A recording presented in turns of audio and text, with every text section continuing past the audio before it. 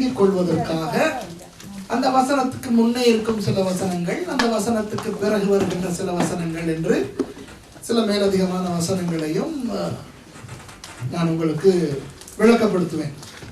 ஆனால் பிரதானமாக இன்றைக்கு நாம் படிக்க போகும் அந்த வசனம் என்னவென்றால் லூக்கா 10வது அதிகாரத்தின் 1வது வசனம்.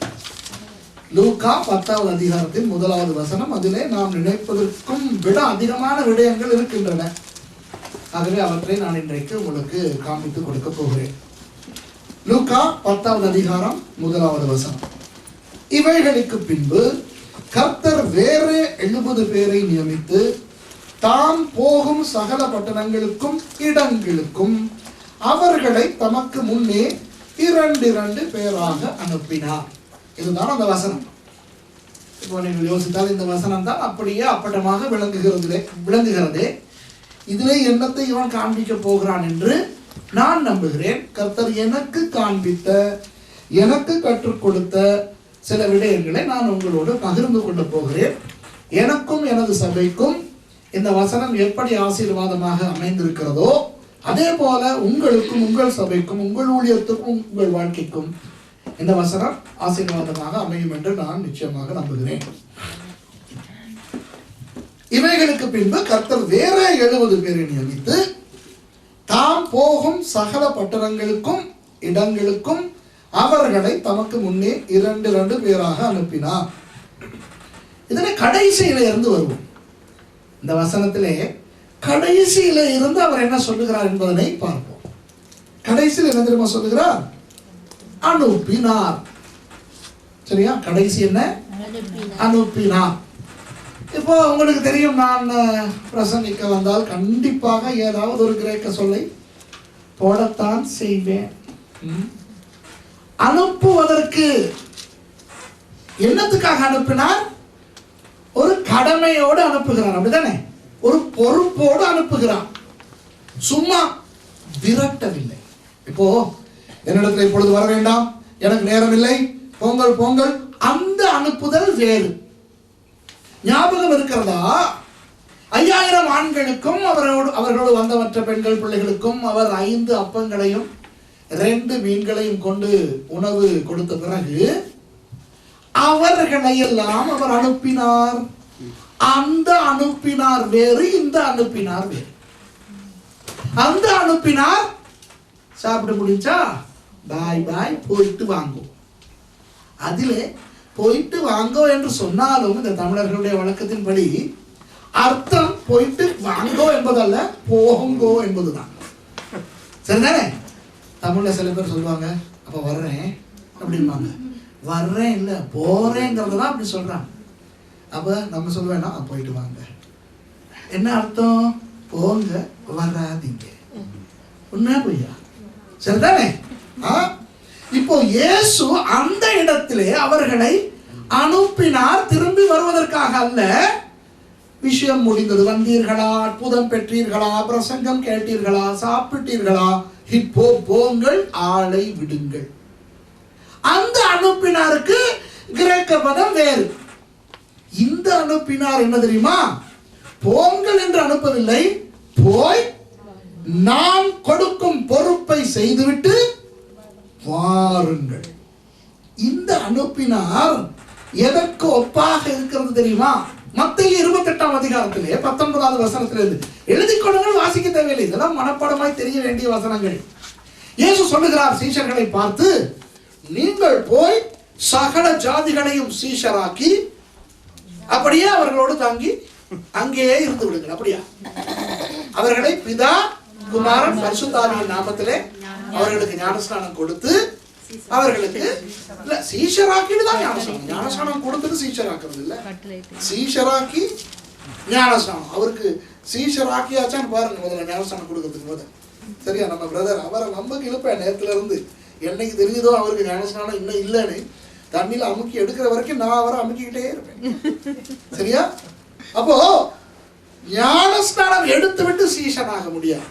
சவுண்ட் எல்லாம் ஓகே இருக்கா? எனக்கு நான் பேசுறது கேக்குது இல்லை? பரவாயில்ல தானே? கேக்குது தானே? இல்ல கேக்குது தானே? கேமரா உங்களுக்கெல்லாம் கேக்குதா? ஓகே, கேட்டா போதும். எனக்கு ஆனா முதல்ல கொஞ்சம் நல்லா கேட்டுது. எனக்கு அந்த நான் பேசுறது எனக்கும் கேட்டா எனக்கும் ஆசை. ஏன் தெரியுமா? நானும் திருந்தலாமே. சரியா? இது சொல்லும் போது எனக்கு ஒரு ஞாபகம். மறதி என்பது ஒரு பொல்லாத சாபம். சரியா? இப்போ நீங்க எல்லாம் சொல்லுவீங்க, சில நேரம் பாஸ்டர் மாதிரி சொல்லுவாங்க. இந்த பாஸ்டர் சொல்லலை, நான் சொல்றேன். பொதுவாக பாஸ்டர் மார்க்கு இருக்கிற ஒரு குறை என்ன தெரியுமா? எங்களுடைய ஜனங்கள் போன ஞாயிற்றுக்கிழமை கேட்ட பிரசங்கத்தையே மறந்துடுறாங்க அப்படிங்கிறோம். சரியா? அன்னைக்கு ஒரு நாள் நான் பண்ணின பிரசங்கத்தையே டிவியில பார்த்துக்கிட்டு இருக்கிறேன். சரியா? ஆச்சரியமா இருக்குது. என்னைக்குமே கேள்விப்படாத விஷயங்கள் எல்லாம் நான் கேட்டுக்கிட்டு ஆச்சரியமா ஆசையா கேட்டுக்கிட்டு இருந்துட்டு பிறகு வந்துச்சே ஒரு வெக்கம். நாக்க உதிக்கிட்டு சாகலாமான்னு தோணுச்சு. ஏன் தெரியுமா? நான் தான் பிரசங்கம் பண்றேன். அவ்வளத்தையும் ஒண்ணு விடாம மறந்துருக்கேன். சரியா? ஒரு 5-6 வருஷத்துக்கு பிறகு நம்ம பண்ற பிரசங்கமே நமக்கு மறந்து போகுது. இப்போ சில நேரம் நான் இந்த மாதிரி பிரசங்கங்கள் பண்ணும் பொழுது நான் பேசும்போதே ஆவியானவர் சில நேரம் கருத்துக்களை கொடுக்கும் போது எனக்கே ஓ லாலா உண்மைதான் இல்லையா என்று தோன்றும். ஆகவே அதனால தான் சத்தத்தை கூட்ட சொன்னேன். ஓகேயா? இது கரைச்சலா பிரச்சனையா இல்லை? ஓகே தானே? அனுப்பினார். இந்த அனுப்பினார் என்ன தெரியுமா? கிரேக்க சொற்கள் 2 சேர்ந்து வருகிறது. அப்போ ஸ்டெல்லோ. அப்போ என்றால் வெளியே போ. ஸ்டெல்லோ செய்தியோடு போ, ஒரு பொறுப்போடு போ. புரிகிறதா? அப்போ ஸ்டெல்லோ என்றால் நான் உனக்கு கொடுக்கும் பொறுப்பை எடுத்துக்கொண்டு இந்த கடமையை செய்ய போ. ஆனால் இந்த போக்குள், அந்த அப்போக்குள் திரும்பி வா என்ற ஒரு அர்த்தம் அடங்கி இருக்கிறது.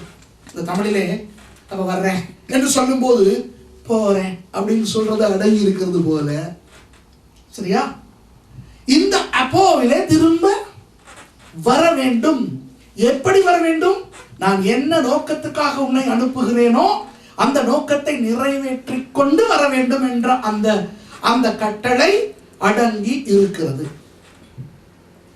இந்த அனுப்பினார் அப்போஸ்டலோ என்றதிலிருந்துதான் அப்போஸ்டோலோஸ் என்ற கிரேக்க சொல் வந்தது. அந்த அப்போஸ்டோலோஸ் என்பதனை தான் ஆங்கிலத்திலே அப்போஸ்தல் என்று சொல்லுகிறார்கள், தமிழிலே அப்போஸ்தலர் என்று சொல்லுகிறார்கள். புரிகிறதா? அப்போ வேதத்திலே பலவிதமான அப்போஸ்தலர்கள் உண்டு. எபேசியர் 4ஆம் அதிகாரத்திலே காணப்படுகின்ற அப்போஸ்தலர்கள் அவர்கள் பெரிய அப்போஸ்தலர்கள். பேதுரு, பவுல், மத்தேயு, யோவான், அந்த விதத்தில் இன்றைக்கு காரியமாற்றும் அப்போஸ்தலர்கள். புரியுதா? 1000 விசுவாசிகள் சேர்ந்தாலும் ஒரு பேதுரு ஆகிட முடியுமா? சொல்லுங்க பார்க்கலாம். என்னத்தான் இருந்தாலும் பேதுரு தான், யோவான் தான். 1000 சுரேஷ் ராமச்சந்திரன்கள் சேர்ந்தாலும் ஒரு பவுல் அப்போஸ்தலன் ஆகிவிட முடியுமா? சொல்லுங்க பார்க்கலாம். இல்லை. இப்போ நம்ம பாடகர்கள், உங்களுக்கு தெரியும், நான் முன்பு பாடியவன் இல்லையா? பணத்துக்காக பாடியவன். அந்த பாடுற காலத்தில் எங்களுக்கு ஒரு நமக்குள்ள ஒரு கதை இருக்கு. என்ன தெரியுமா? பாட தெரியாதவன் ஊர்ல நாம தான் பாலசுப்ரமணியம். எங்க பாட தெரியாதவன் ஊர்ல நம்ம தான் பாலசுப்ரமணியம். ஏன்னா அவனுக்கு எஸ்பி பாலசுப்ரமணியம் ஒரு எட்டாத கொப்பு காணவே முடியாது. அவர்கள் வாழும் இடங்களுக்கு நாம் போய் இசை கச்சேரி நடத்தும் பொழுது அந்த நம்ம ஒரு பாவத்தை இழுத்து சும்மா அப்படி பண்ணும்போது என்னமோ எஸ்பி பாலசுப்ரமணியம் பாடுற மாதிரியே பார்த்துட்டு வந்து சொல்லுவான், ஐயோ உங்க குரல் பாலசுப்ரமணியம் குரல் மாதிரியே இருக்கு. நாங்க இல்லைன்னு சொல்ல மாட்டோம், தேங்க்யூ வந்துருவோம். ஆனா உண்மையான பாலசுப்ரமணியத்துக்கிட்ட போய் நின்றா நாம பாடுறது எப்படி இருக்கும்? கழுத கணக்கிற மாதிரி இருக்கும். பாட தெரியாதவன் ஊர்ல தான் நம்ம பாலசுப்ரமணியம். இது இந்த பாடகர்கள் சொல்லுகிற ஒரு ஒரு ஒரு ஒரு வாக்கியம். சரியா? அதுபோல இன்றைக்கு பெரிய பெரிய சாதனையாளர்களாக ஊழியர்கள் இருக்கிறார்கள். ஷூனா இங்கிட்டு ஜனம் விழுகுது, ஷூனா இங்கிட்டு ஜனம் விழுகுது, கோட்டை கலட்டி வீசினா அவன் கோட்டை விட்டு விழுகிறான் இல்லையா? ஓகே. ஆனால் இப்படிப்பட்டவர்கள் 1,00,000 பேர் சேர்ந்தாலும் ஒரு பவுலடியார் ஆகிவிட முடியுமா? ஒரு பேதுரு ஆகிவிட முடியுமா? அப்போ அந்த விதத்தில் ஆண்டவர் அப்போஸ்தலர்களை நியமித்திருக்கிறது. எபேசியர் 4 வருகிற அப்போஸ்தலர்கள். சரியோ? 1 கொரிந்தியர் 12 அதிகாரம் 28 வசனத்திலே இருந்து வாசித்தால் அங்கே இப்படி சொல்லப்பட்டிருக்கிறது. கர்த்தர் தேவன் சபையிலே முதலாவது அப்போஸ்தலர்களையும் இரண்டாவது தீர்க்கதரிசிகளையும் என்று ஒரு வரிசைப்படுத்தி ஒரு 8 வரங்களை குறித்து பேசுகிறார். அந்த அப்போஸ்தலர்கள் வேறு. சரியா? அந்த சபைகளிலே ஒரு தலைமை அப்போஸ்தலன் என்ற ஒரு தாற்பயம். அதுபோக இன்றைக்கு நாய், பூனை, கரடி, கொக்கு, வௌவால் கூட விசிட்டிங் கார்டு அடித்து அந்த விசிட்டிங் கார்டுகளில் தங்கள் பெயர்களுக்கு முன்னால் அப்போஸ்தலன் என்று போட்டுக் கொள்கின்ற ஒரு கலாச்சாரத்திலே வாழ்ந்து கொண்டிருக்கிறோம். சில பேரை சந்திச்சா, பிளேன்ல, ட்ரெயின்ல, ரோட்ல சந்திச்சா தங்களை இன்ட்ரடியூஸ் பண்ணிக்கிறாங்க. ஹலோ, ஐ ஆம் அப்போஸ்தலர் சுரேஷ். பயங்கரமா இருக்கும். சரியா? அவங்க பேசும் போதெல்லாம் அப்படி இருக்கும். இந்த ஆவில நிரம்பி இருக்கிறதுனால வார்த்தையோட ஆவி சேர்ந்து வரும். Hello, praise the Lord. Praise the Lord சொல்ல மாட்டாங்க. காத்துல ஆவி இல்லை. Praise the Lord. நல்லா இருக்கிறீங்களா? அப்ப நீங்க கேட்டீங்கன்னா உங்க பேர் என்ன? நான் அப்போஸ்தலர் சுரேஷ். ஓ, அவ்வளவுதான். விசிட்டிங் கார்டு பார்த்தா அங்க ஒண்ணு இருக்கு, சொந்தமா சபையே இருக்கு. சரியா? ஆனா விசிட்டிங் கார்டுல பார்த்தா என்ற தெய்வமே அப்போஸ்தலன்னா இருக்கும். அப்படிப்பட்டவர்களும் உண்டு. ஆனால் இப்போ நாம் இருக்கிறோமே விசுவாசிகள், நாமும் அப்போஸ்தலர்கள் தான். உடனே பேதுருவை போல, மத்தேயுவை போல, யோவானை போல, அல்லது எபேசியர் 4 போல, 1 கொரிந்தியர் 12:28 போல என்று நினைத்து அவசரப்பட்டு விசிட்டிங் கார்டெல்லாம் அடிச்சிடக்கூடாது. சரியா? இந்த அனுப்பப்பட்ட அப்போஸ்தலர்கள் தான் இந்த இடத்திலே காணப்படுகிறோம். புரியுதா உங்களுக்கு? அப்போ இந்த இடத்துல இயேசுவானவர் என்ன செய்கிறார்? அனுப்பினார். இந்த வர்க்கத்தை சேர்ந்த அப்போஸ்தலர்கள் தான் நீங்கள் எல்லாரும் நானும். புரியுதா? சரிதானே? கர்த்தர் நம்மை ரட்சித்து சும்மா இருந்து பரலோகத்துக்கு வா என்று சொல்லவில்லை. சும்மா இருந்தவனுக்கு என்ன கிடைத்தது என்று தாளந்துகள் உண்மையிலே பார்க்க. ஒருவனுக்கு 5 தாளந்து, ஒருவனுக்கு 2 தாளந்து, ஒருவனுக்கு 1 தாளந்து. 5 கொடுத்தவன் 10 திருப்பி கொண்டு வந்தான். ஏன் 15 கொண்டு வரவில்லை என்று கேட்கவில்லை. நல்லது, உண்மையும் உத்தமம் உள்ள ஊழியக்காரனே, கொஞ்சத்தில் உண்மைதான், கொடுத்ததே 5, மற்றவனுக்கு 2, 1. அதோடு ஒப்பிட்டு பார்க்கும் பொழுது அந்த 5 அதிகம். ஆனால் ஆண்டவர் சொல்கிறார், கொஞ்சத்தில் உண்மையாயிருந்தால் அநேகத்தில் உன்னை ஆசீர்வதிப்பேன். சரி, 2வது ஆள் வந்தான், 4 கொடுத்தான். அவனை பார்த்து, அவனை பார்த்தாயா, அவன் 10 கொண்டு வந்தான், நீ கேவலமானவனே 4 தான் கொண்டு வந்தாய் என்று திட்டினாரா? என்ன சொன்னார்? அவனுக்கு சொன்னது போலவே, நல்லது, உண்மையும் உத்தமம் உள்ள ஊழியக்காரனே, கொஞ்சத்தில் உண்மையாயிருந்தாய் அநேகத்துக்கு உன்னை அதிகாரியா வைப்பேன் என்று சொல்லுகிறார். 3வது ஆள் யார் தெரியுமா? சும்மா இருந்தவன். அவன் என்ன செய்தான்? அந்த ஒன்றை அழித்து நாசம் பண்ணவில்லை, அதை அப்படியே கொண்டு வந்து கொடுத்ததை அப்படியே கொடுக்கிறேன். சரியா? சும்மா இருந்ததுக்காக அவனுக்கு என்ன தண்டனை? அவனிடத்திலிருந்து அந்த ஒன்றையும் எடுத்து அந்த 10 கொண்டு வந்தவனுக்கு கொடுத்து விட்டு இவனை அழுகையும் பட்கடிப்பும் உள்ள இடத்துக்கு தள்ளி விடுகிறார். பார்த்தீர்களா? அப்போ சும்மா இருக்கிற விசுவாசிக்கு என்ன கிடைக்கும்? அதுதான் கிடைக்கும். நான் அதை சொல்ல விரும்பவில்லை, எதற்காக உங்களை குழப்புவான். சரியா? அப்போ இந்த அனுப்பப்படுகின்றவர்கள் சபையின் விசுவாசிகள் எல்லாரும். சரியா? அப்போ அனுப்பப்பட்டதை புரிந்து கொள்ளுங்கள். சரியா? கர்த்தர் என்னை இன்னும் அழைக்கவில்லை. பார்ப்போம், கர்த்தர் சொப்பனம் மூலமாகவாவது, ஒரு தீர்க்க தரிசனம் மூலமாகவாவது, தரிசனம் மூலமாகவாவது அழைப்பாரா என்று பார்ப்போம் என்று நீங்கள் காத்திருந்தால் சாகும் வரை காத்திருக்க வேண்டும். சரியா? என்றால் வசனத்திலே ஆண்டவர் அழகாக சொல்லுகிறார். சபையை மத்திய 28 எல்லாருக்கும் சொல்லுகிறார், நீங்கள் போய் சகல ஜாதிகளையும் சீஷராக்குங்க. அப்போ போய் சுவிசேஷம் அறிவிக்க வேண்டிய அந்த அழைப்பு யாருக்கு இருக்கிறது? எல்லாருக்கும் இருக்கிறது. புரியுதா? சரி, அப்ப இங்கே இயேசு என்ன செய்கிறார்? அவர்களை அனுப்புகிறார். அடுத்தது கடைசியிலிருந்து வருகிறோம். அனுப்பினார். அடுத்தது 2 பேராக அனுப்பினார். இது ரொம்ப முக்கியம். இன்றைக்கு அநேக ஊழியர்கள் சுவிசேஷம் சொல்ல போகும் பொழுது தனியாக போய் மாட்டிக்கொள்கிறார்கள். ஒரு நாளும் சுவிசேஷம் சொல்ல தனியாக போகக்கூடாது. இப்போ நீங்கள் தனியாக பஸ்ஸிலே வரும் பொழுது அல்லது நீங்கள் சந்தைக்கு போயிருக்கும் பொழுது தனியாக உங்களிடம் தானாக ஒரு மீன் வந்து மாட்டிக்கின்றது என்றால், அடடா, இந்த ஆளுக்கு சுவிசேஷம் சொல்லி இருப்பேனே, யாரும் எனக்கு துணையாய் இருக்கவில்லையே என்று அந்த மீனை தவற விடக்கூடாது. புரியுதா? தானாக வந்து நம் பக்கத்திலே அமர்ந்திருப்பவனுக்கு சுவிசேஷம் சொல்ல கிடைப்பது, அந்த சந்தர்ப்பத்தை பயன்படுத்திக் கொள்ள வேண்டும். காற்றுள்ள போதே தூற்றிக்கொள், சரிதானே? ஆனால் மீன் பிடிக்க போகும்போது அந்த தானாக மீன் வந்து மாட்டுகின்ற அந்த ஒரு அஜாக்கிரதை ஆயத்தமின்மையோடு போவானா மீனவன்? சரியா? யார் வேண்டுமானாலும் திடீரென மீன் தானாக வந்து மாட்டிக்கொண்டால் கவ்விக்கொள்வான், அது வேறு. ஆனால் மீன் பிடிக்க போகிறவன் ஆயத்தத்தோடு போவது போல ஊழியத்துக்கு சுவிசேஷம் அறிவிக்க போகிறவர்கள் 2 பேராக போக வேண்டும் என்று வேதத்தில் ஆண்டவர் கற்றுக் கொடுத்திருக்கிறார். தனியாக போனால் பல ஆபத்துகள், கெட்ட பெயர் வரலாம். சரியா? அந்த தனியா அடி வாங்குறது கூட கொஞ்சம் கஷ்டமா இருக்கு. இன்னொருத்தரோட சேர்ந்து அடி வாங்குறது இன்பமா இருக்கும். ஏன்னா அவனுக்கும் அடி விழுகுதுங்கிறது அந்த தமிழனுக்கே உரிய அந்த இன்பம். சரியா? தமிழனுக்கு, நான் ஒரு தமிழன் தானே, என்னது தனக்கு அடி விழுகிற போது இன்னொருத்தருக்கு விழுந்தா கொஞ்சம் ஆறுதல், அவனுக்கு சேர்ந்துதான் விழுகுது, அந்த ஒரு ஆறு. சரி, இப்போ 2 போகும் பொழுது அந்த அநேக பாதுகாப்பு, அதிகம் பாதுகாப்பு. கெட்ட பெயர்களுக்கு தப்பலாம். சரியா? ஒருவர் தேவையில்லாத விஷயங்களை பேசும்போது மற்றவர் மெதுவாக அவரை பிடித்து அவரை அடக்கலாம். சரியா? சுவிசேஷம் அறிவிக்க போகும் பொழுது அநேகர் என்ன செய்கிறார்கள்?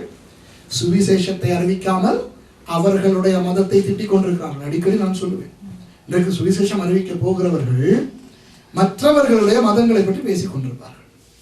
சரியா? மற்றவர்களை போய் குற்றம் சாட்டிக் கொண்டிருப்பார்கள். நீங்கள் விக்கிரகங்களை வணங்குகிறீர்கள், நீங்கள் பிசாசுகளை வணங்குகிறீர்கள். எப்படி இருக்கும் உங்களை பார்த்து யாராவது அப்படி சொன்னார்? ஆகவே மற்ற மதங்களை பற்றி பேசவோ குற்றம் குறை கூறவோ கர்த்தர் சொல்லவில்லை. இவர்களை எதற்கு அனுப்புகிறார்? நீங்கள் போய் சுவிசேஷத்தை அறிவிங்கள். அப்போ 2 பேராய் போகும் பொழுது அவர்கள் திட்டம் போட்டு தீர்மானித்து ஒருவருக்கு ஒருவர் உதவியாக ஜெபித்து ஒரு மனதோடு இவர்கள் போகலாம். ஆகவே 2 பேராக ஊழியத்துக்கு போவதை இயேசு இங்கே காட்டி கொடுக்கிறார். அதை அதிகமாக நான் பேச விரும்பவில்லை. ஆனால் அதற்கு முன்னே அவர் சொல்லுவது மிகவும் அழகான ஒன்று. என்ன தெரியுமா? தாம் போகும் சகல பட்டணங்களுக்கும் இடங்களுக்கும் அவர்களை தமக்கு முன்னே 2 பேராக அனுப்பினார். அன்பானவர்களே, நீங்கள் சுவிசேஷம் அறிவிக்க போகும் பொழுது 2 பேராக போவது கூட எப்படிப்பட்ட இடங்களுக்கு போவது என்பதிலே ஒரு கவனம் இருக்க வேண்டும். இயேசு எங்கே அனுப்புகிறார் தெரியுமா? தான் போகும் பட்டணங்களுக்கும் இடங்களுக்கும். இன்றைக்கு நீங்கள் சுவிசேஷம் அறிவிக்க போகும் பொழுது நீங்கள் தீர்மானிக்க வேண்டும், இந்த இடத்துக்கு இயேசு வர விரும்புவாரா? இயேசு சர்வ வியாபகர், அவர் எல்லா இடத்திலும் இருக்கிறார். அது அவருடைய பிரச்சனை. அது அவருக்கு எவ்வளவு துன்பமா இருக்கும் என்று அவருக்கு தான் தெரியும். ஆண்டவருடைய குணங்கள் இருக்கின்றனவே, சர்வ வல்லவர், சர்வ வியாபகர், எல்லாம் தெரிந்தவர். இதெல்லாம் நமக்கு, அதெல்லாம் இல்லாத நமக்கு கேள்விப்படும் போது எவ்வளவு இன்பமா இருக்கும் இந்த சர்வ வல்லவராய் இருப்பது, சர்வ ஞானியாய் இருப்பது, சகல இடங்களிலும் இருப்பது என்று நமக்கு தோன்றும். ஆனால் அந்த நிலையில் இருக்கின்ற ஆண்டவருக்கு தான் தெரியும் அது எவ்வளவு வருத்தமானது என்று. ஏன் தெரியுமா? நாம் செய்கிற நல்ல விஷயங்களை மாத்திரமல்ல, அட்டூழியங்களையும் கூட அவர் பார்க்க வேண்டிய நிர்பந்தத்திலே இருக்கிறார். ஏன்? அவருக்கு பார்க்காமல் இருக்க முடியாது என்றால் அவருக்கு சர்வ ஞானம் இருக்கிறது. புரியுதா? சரியா? நமக்கு தெரியாமல் தப்பு தண்டா பண்ணினால் பார்க்க கஷ்டமா இருக்காது. பாருங்க, சில நேரம் இந்த காலத்துல இந்த ஐசிஸ் அவர்கள் எத்தனை பேரை அப்படியே உயிரோடு கொன்று அழித்து கொண்டிருக்கிறார்கள். அப்போ கேள்விப்படுகிறோம், ஈராக்கிலே இத்தனை பேரை கொள்ளுகிறார்கள், சிரியாவிலே இத்தனை பேரை கொள்ளுகிறார்கள், கழுத்தறுத்து கொள்ளுகிறார்கள். இப்படியெல்லாம் கேள்விப்படும் போதே கஷ்டமா இருக்கிறது. சில நேரம் இந்த வீடியோக்களில் பார்க்க நேரிட்டால் எவ்வளவு பயங்கரமா இருக்கும். அதை நேரடியாக போய் பார்க்க கிடைத்தால் எவ்வளவு வேதனையா இருக்கும். யோசித்து பாருங்கள். இப்போ ஆண்டவருடைய சர்வ ஞானம் இருக்கிறதே, அந்த ஆண்டவர் உங்களை என்னை விட எல்லாம் நல்லவர் தானே. உங்களை என்னை விட எல்லாம் அவருக்கு பாசம் அதிகம் தானே. நீங்களும் நானும் நமக்கு நேரில் காணாத மக்களை குறித்து கேள்விப்படுகிறோம். ஆனால் ஆண்டவர் அந்த ஐசிஸ் என்பவர்களையும் படைத்த ஆண்டவர், அந்த செத்து போகின்றவர்களையும் படைத்த ஆண்டவர், அவர் சர்வ ஞானி என்ற ஒரு காரணத்தினால் அவர் அவற்றை கண்ணால் பார்க்க நேரிடுகிறதே எவ்வளவு கஷ்டமா இருக்கும். யோசித்து பாருங்க. சர்வ வியாபகர் எல்லா இடத்திலும் இருக்கிறார். நீங்கள் நோர்வேயில இருந்து இதை கேள்விப்பட்டு துக்கப்படுகிறீர்கள். நான் இலங்கையில இருந்து கேள்விப்பட்டு துக்கப்படுகிறேன். ஆண்டவர் இலங்கையிலும் நோர்வேயிலும் இருந்தா கேள்விப்படுகிறார், பரலோகத்தில் இருந்தா கேள்விப்படுகிறார். அவர் சிரியாவிலே இருக்கிறார், ஈராக்கிலே இருக்கிறார். இந்த துன்பமான இந்த விடயங்கள் நடக்கும் இடத்திலே இருந்து கொண்டு இந்த கன்றாவியை பார்க்க வேண்டிய அந்த நிர்பந்தத்தில் இருக்கிறார். சும்மா மனிதர்கள் கேள்வி கேட்பதிலே ஆண்டவர் ஏன் இவற்றை எல்லாம் நிறுத்துகிறார் இல்லை அது இது என்று. ஆனால் அதற்கெல்லாம் நமக்கு பதில் சொல்ல வேண்டிய அவசியம் இல்லை. ஆனால் ஆண்டவருடைய நிலை பாருங்கள், பரிதாபமான ஒரு நிலை. அவர் சர்வ வல்லவர், சர்வ வியாபகர், சர்வ ஞானி. ஆகவே இதையெல்லாம் பார்க்க நேரிடுகிறது. அப்போ நாம் கூட பண்ணுகின்ற சில தவறான விடயங்களை அவர் பார்க்க வேண்டி வருகிறது. என்ன செய்ய? அவர் தான் நம்மோடு இருக்கிறாரே, அவர் எல்லாத்தையும் காண்கிறார். ஆனால் அவர் போக விரும்பாத சில இடங்களும் உண்டு. அவர் இருக்கிறார் என்பது உண்மை, ஆனால் அவர் போக விரும்பாத இடங்கள் உண்டு. குடிகாரர்கள் குடித்துக் கொண்டிருக்கும் இடத்துக்கு ஆண்டவராகிய இயேசு போக விரும்புவாரா? அவர் அங்கே இருக்கிறார் என்பது உண்மை, ஆனால் அந்த இடத்துக்கு அவர் போக விரும்புவாரா? இல்லை. தேவ தூஷணம் பேசிக்கொண்டு, கெட்ட வார்த்தை பேசிக்கொண்டு, பாட்டி என்ற பெயரில் இப்படி அசுத்தங்களை பேசிக் கொண்டிருக்கிறவர்கள் மத்தியிலே இயேசுவானவர் போக விரும்புவாரா? ஆகவே சுவிசேஷம் அறிவிக்க போகிறவர்கள் எந்த இடத்துக்கு போய் சுவிசேஷம் அறிவிக்கின்றோம் என்பதனை குறித்து கொஞ்சம் கவனமாக இருக்க வேண்டும். இந்த இடத்துக்கு இயேசு வர விரும்புவாரா? தான் போகும் பட்டணங்களுக்கும் இடங்களுக்கும் தான் அவர் இவர்களை 2 பேராக அனுப்புகிறார். புரியுதா? சரி, இப்ப இதையெல்லாம் விட நான் உங்களுக்கு சொல்லிக் கொடுக்க விரும்புவது என்ன தெரியுமா? வேறே 70 பேரை நியமித்து. யாரை நியமித்து? வேறே 70 பேர். அப்போ வேறே 70 பேர் என்றால் இவர் நியமிக்காத வேறே யாரோ இருக்கின்றார்கள் என்று அர்த்தம். சரியா? அவர்கள் யார் என்று பார்க்க வேண்டும். இப்போ இவர் சும்மா தன்னுடைய சீஷர்களில் 70 பேரை அல்லது தன்னுடைய 70 சீஷர்களை அனுப்பினார் என்று சொல்லி இருந்தால் பிரச்சனை இல்லை. ஆனால் இந்த இடத்துல தெளிவாய் சொல்லப்படுகிறது, வேறே 70 பேரை நியமித்து அனுப்புகிறார். சரியா? 35 குழுக்களை அனுப்புகிறார், 2 பேரா. சரியா? வேறே 70 பேர். அப்படியானால் என்ன அர்த்தம்? இன்னும் சில சீஷர்கள் இருக்கிறார்கள், அவர்களை இவர் அனுப்பவில்லை. சரிதானே? அவர்களை இவர் அனுப்பவில்லை என்று அர்த்தம். இப்போ 2வது வசனத்தை பார்த்தால் எனக்கு இது கொஞ்சம் குழப்பமாக இருக்கிறது. 2வது வசனம் சொல்லுகிறது, அப்பொழுது அவர் அவர்களை நோக்கி, அறுப்பு மிகுதி, வேலையாட்களோ கொஞ்சம், ஆகையால் அறுப்புக்கு எஜமான் தமது அறுப்புக்கு வேலையாட்களை அனுப்பும்படி அவரை வேண்டிக் கொள்ளுங்கள். சரியா? இந்த 70 பேரை 2 பேராக பிரித்து விட்டார். 35 குழுக்கள் இருக்கின்றன. இப்போ அந்த 35 குழுக்களையும் பார்த்து இயேசு சொல்லுகிறார், நீங்கள் போங்கள், போய் சுவிசேஷத்தை அறிவித்து விட்டு வாருங்கள். ஆனால் போகும்போது என்ன செய்து கொண்டு போங்கள்? ஆண்டவரே, எங்களுக்கு முன்பாக தேவதூதர்களை அனுப்பும், கதவுகளை திறந்து வையும், அங்கிருக்கின்ற பிசாசுகளை நாங்கள் காட்டுகிறோம் இயேசுவின் நாமத்திலே. பட்டணத்தை பிடிப்பதற்கு முதல் அதனுடைய அந்த பலவானை கட்டுவது முக்கியம். இப்படியெல்லாம் ஜெபித்துக் கொண்டு போங்கள் என்று சொல்லவில்லை. அப்படித்தான் சொல்லியிருக்க வேண்டும், அப்படித்தான் இன்றைக்கு செய்கிறோம். சரிதானே? அல்லது நீங்கள் போகும் பொழுது அந்நிய பாஷையிலே ஜெபித்துக் கொண்டு போங்கள், உங்களுக்கு தரிசனங்கள், உங்களுக்கு தீர்க்க தரிசனங்கள் வர வேண்டும் என்று ஜெபித்துக் கொண்டு போங்கள். உங்களுக்கு வல்லமை வேண்டும் என்று ஜெபித்துக் கொண்டு போங்கள். கூடுதலான அபிஷேகம் வர வேண்டும் என்று இரண்டு பேராக கைகளை பிடித்துக் கொண்டு அபிஷேகத்துக்காக ஜெபித்துக் கொண்டு போங்கள் என்று நாம் சொல்லவில்லை. என்ன சொல்லுகிறார்? அறுப்பு மிகுதி, வேலையாட்கள் கொஞ்சம். அதாவது கிடைத்ததே 35 குழுக்கள் தான் நாதா, இது போதாது, இதை விட நிறைய பேர் வேண்டும், நிறைய பேரை தாரும் என்று ஜெபித்துக் கொண்டு போங்கள் என்று சொல்லுகிறார். அப்போ ஏன் இந்த 70 பேரை மாத்திரம் அனுப்ப வேண்டும்? அவர் அனுப்பாத அந்த வேறே என்று சொல்லப்படுகிறது. இந்த ஜனங்கள் வேற என்றால் அவர் அனுப்பாதவர்களும் வேறே தானே? சரியா? சரிதான் நான் சொல்றது? புரியுதா உங்களுக்கு நான் என்ன சொல்றேன்ட்டு? அதான் உங்களுக்கு புரியல. அதான் பாருங்க, இப்போ ஒரு சர்ச்சா உட்கார்ந்து இருக்கிறீங்க, சரியா? நான்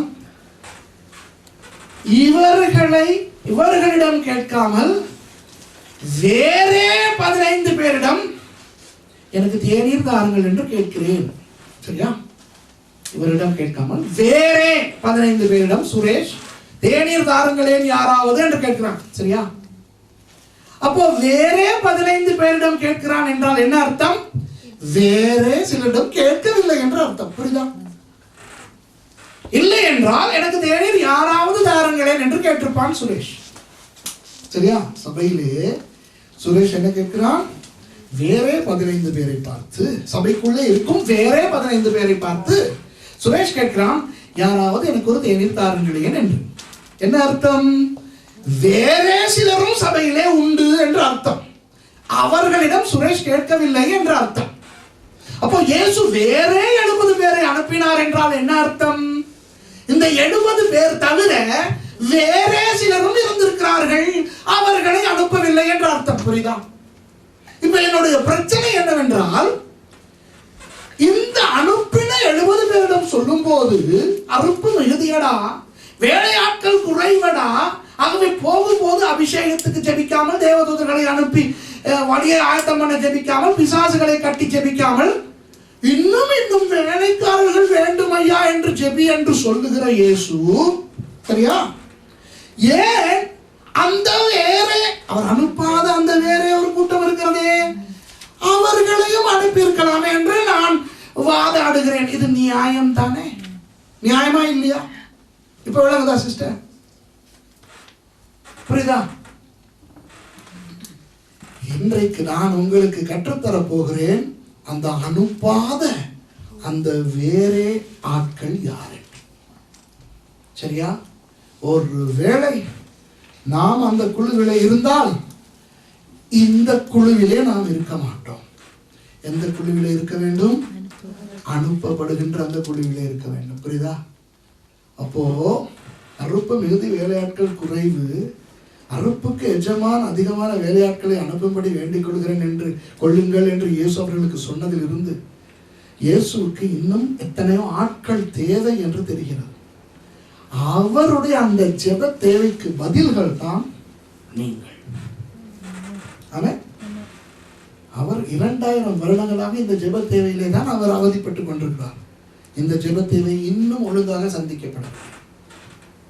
புரியுதா உங்களுக்கு? ஏன்? அதற்கு பல காரணங்கள். இன்றைக்கு அநேக பாஸ்டர்மார் தங்கள் பிள்ளைகளை பாஸ்டர்மார் ஆக்குவதே இல்லை.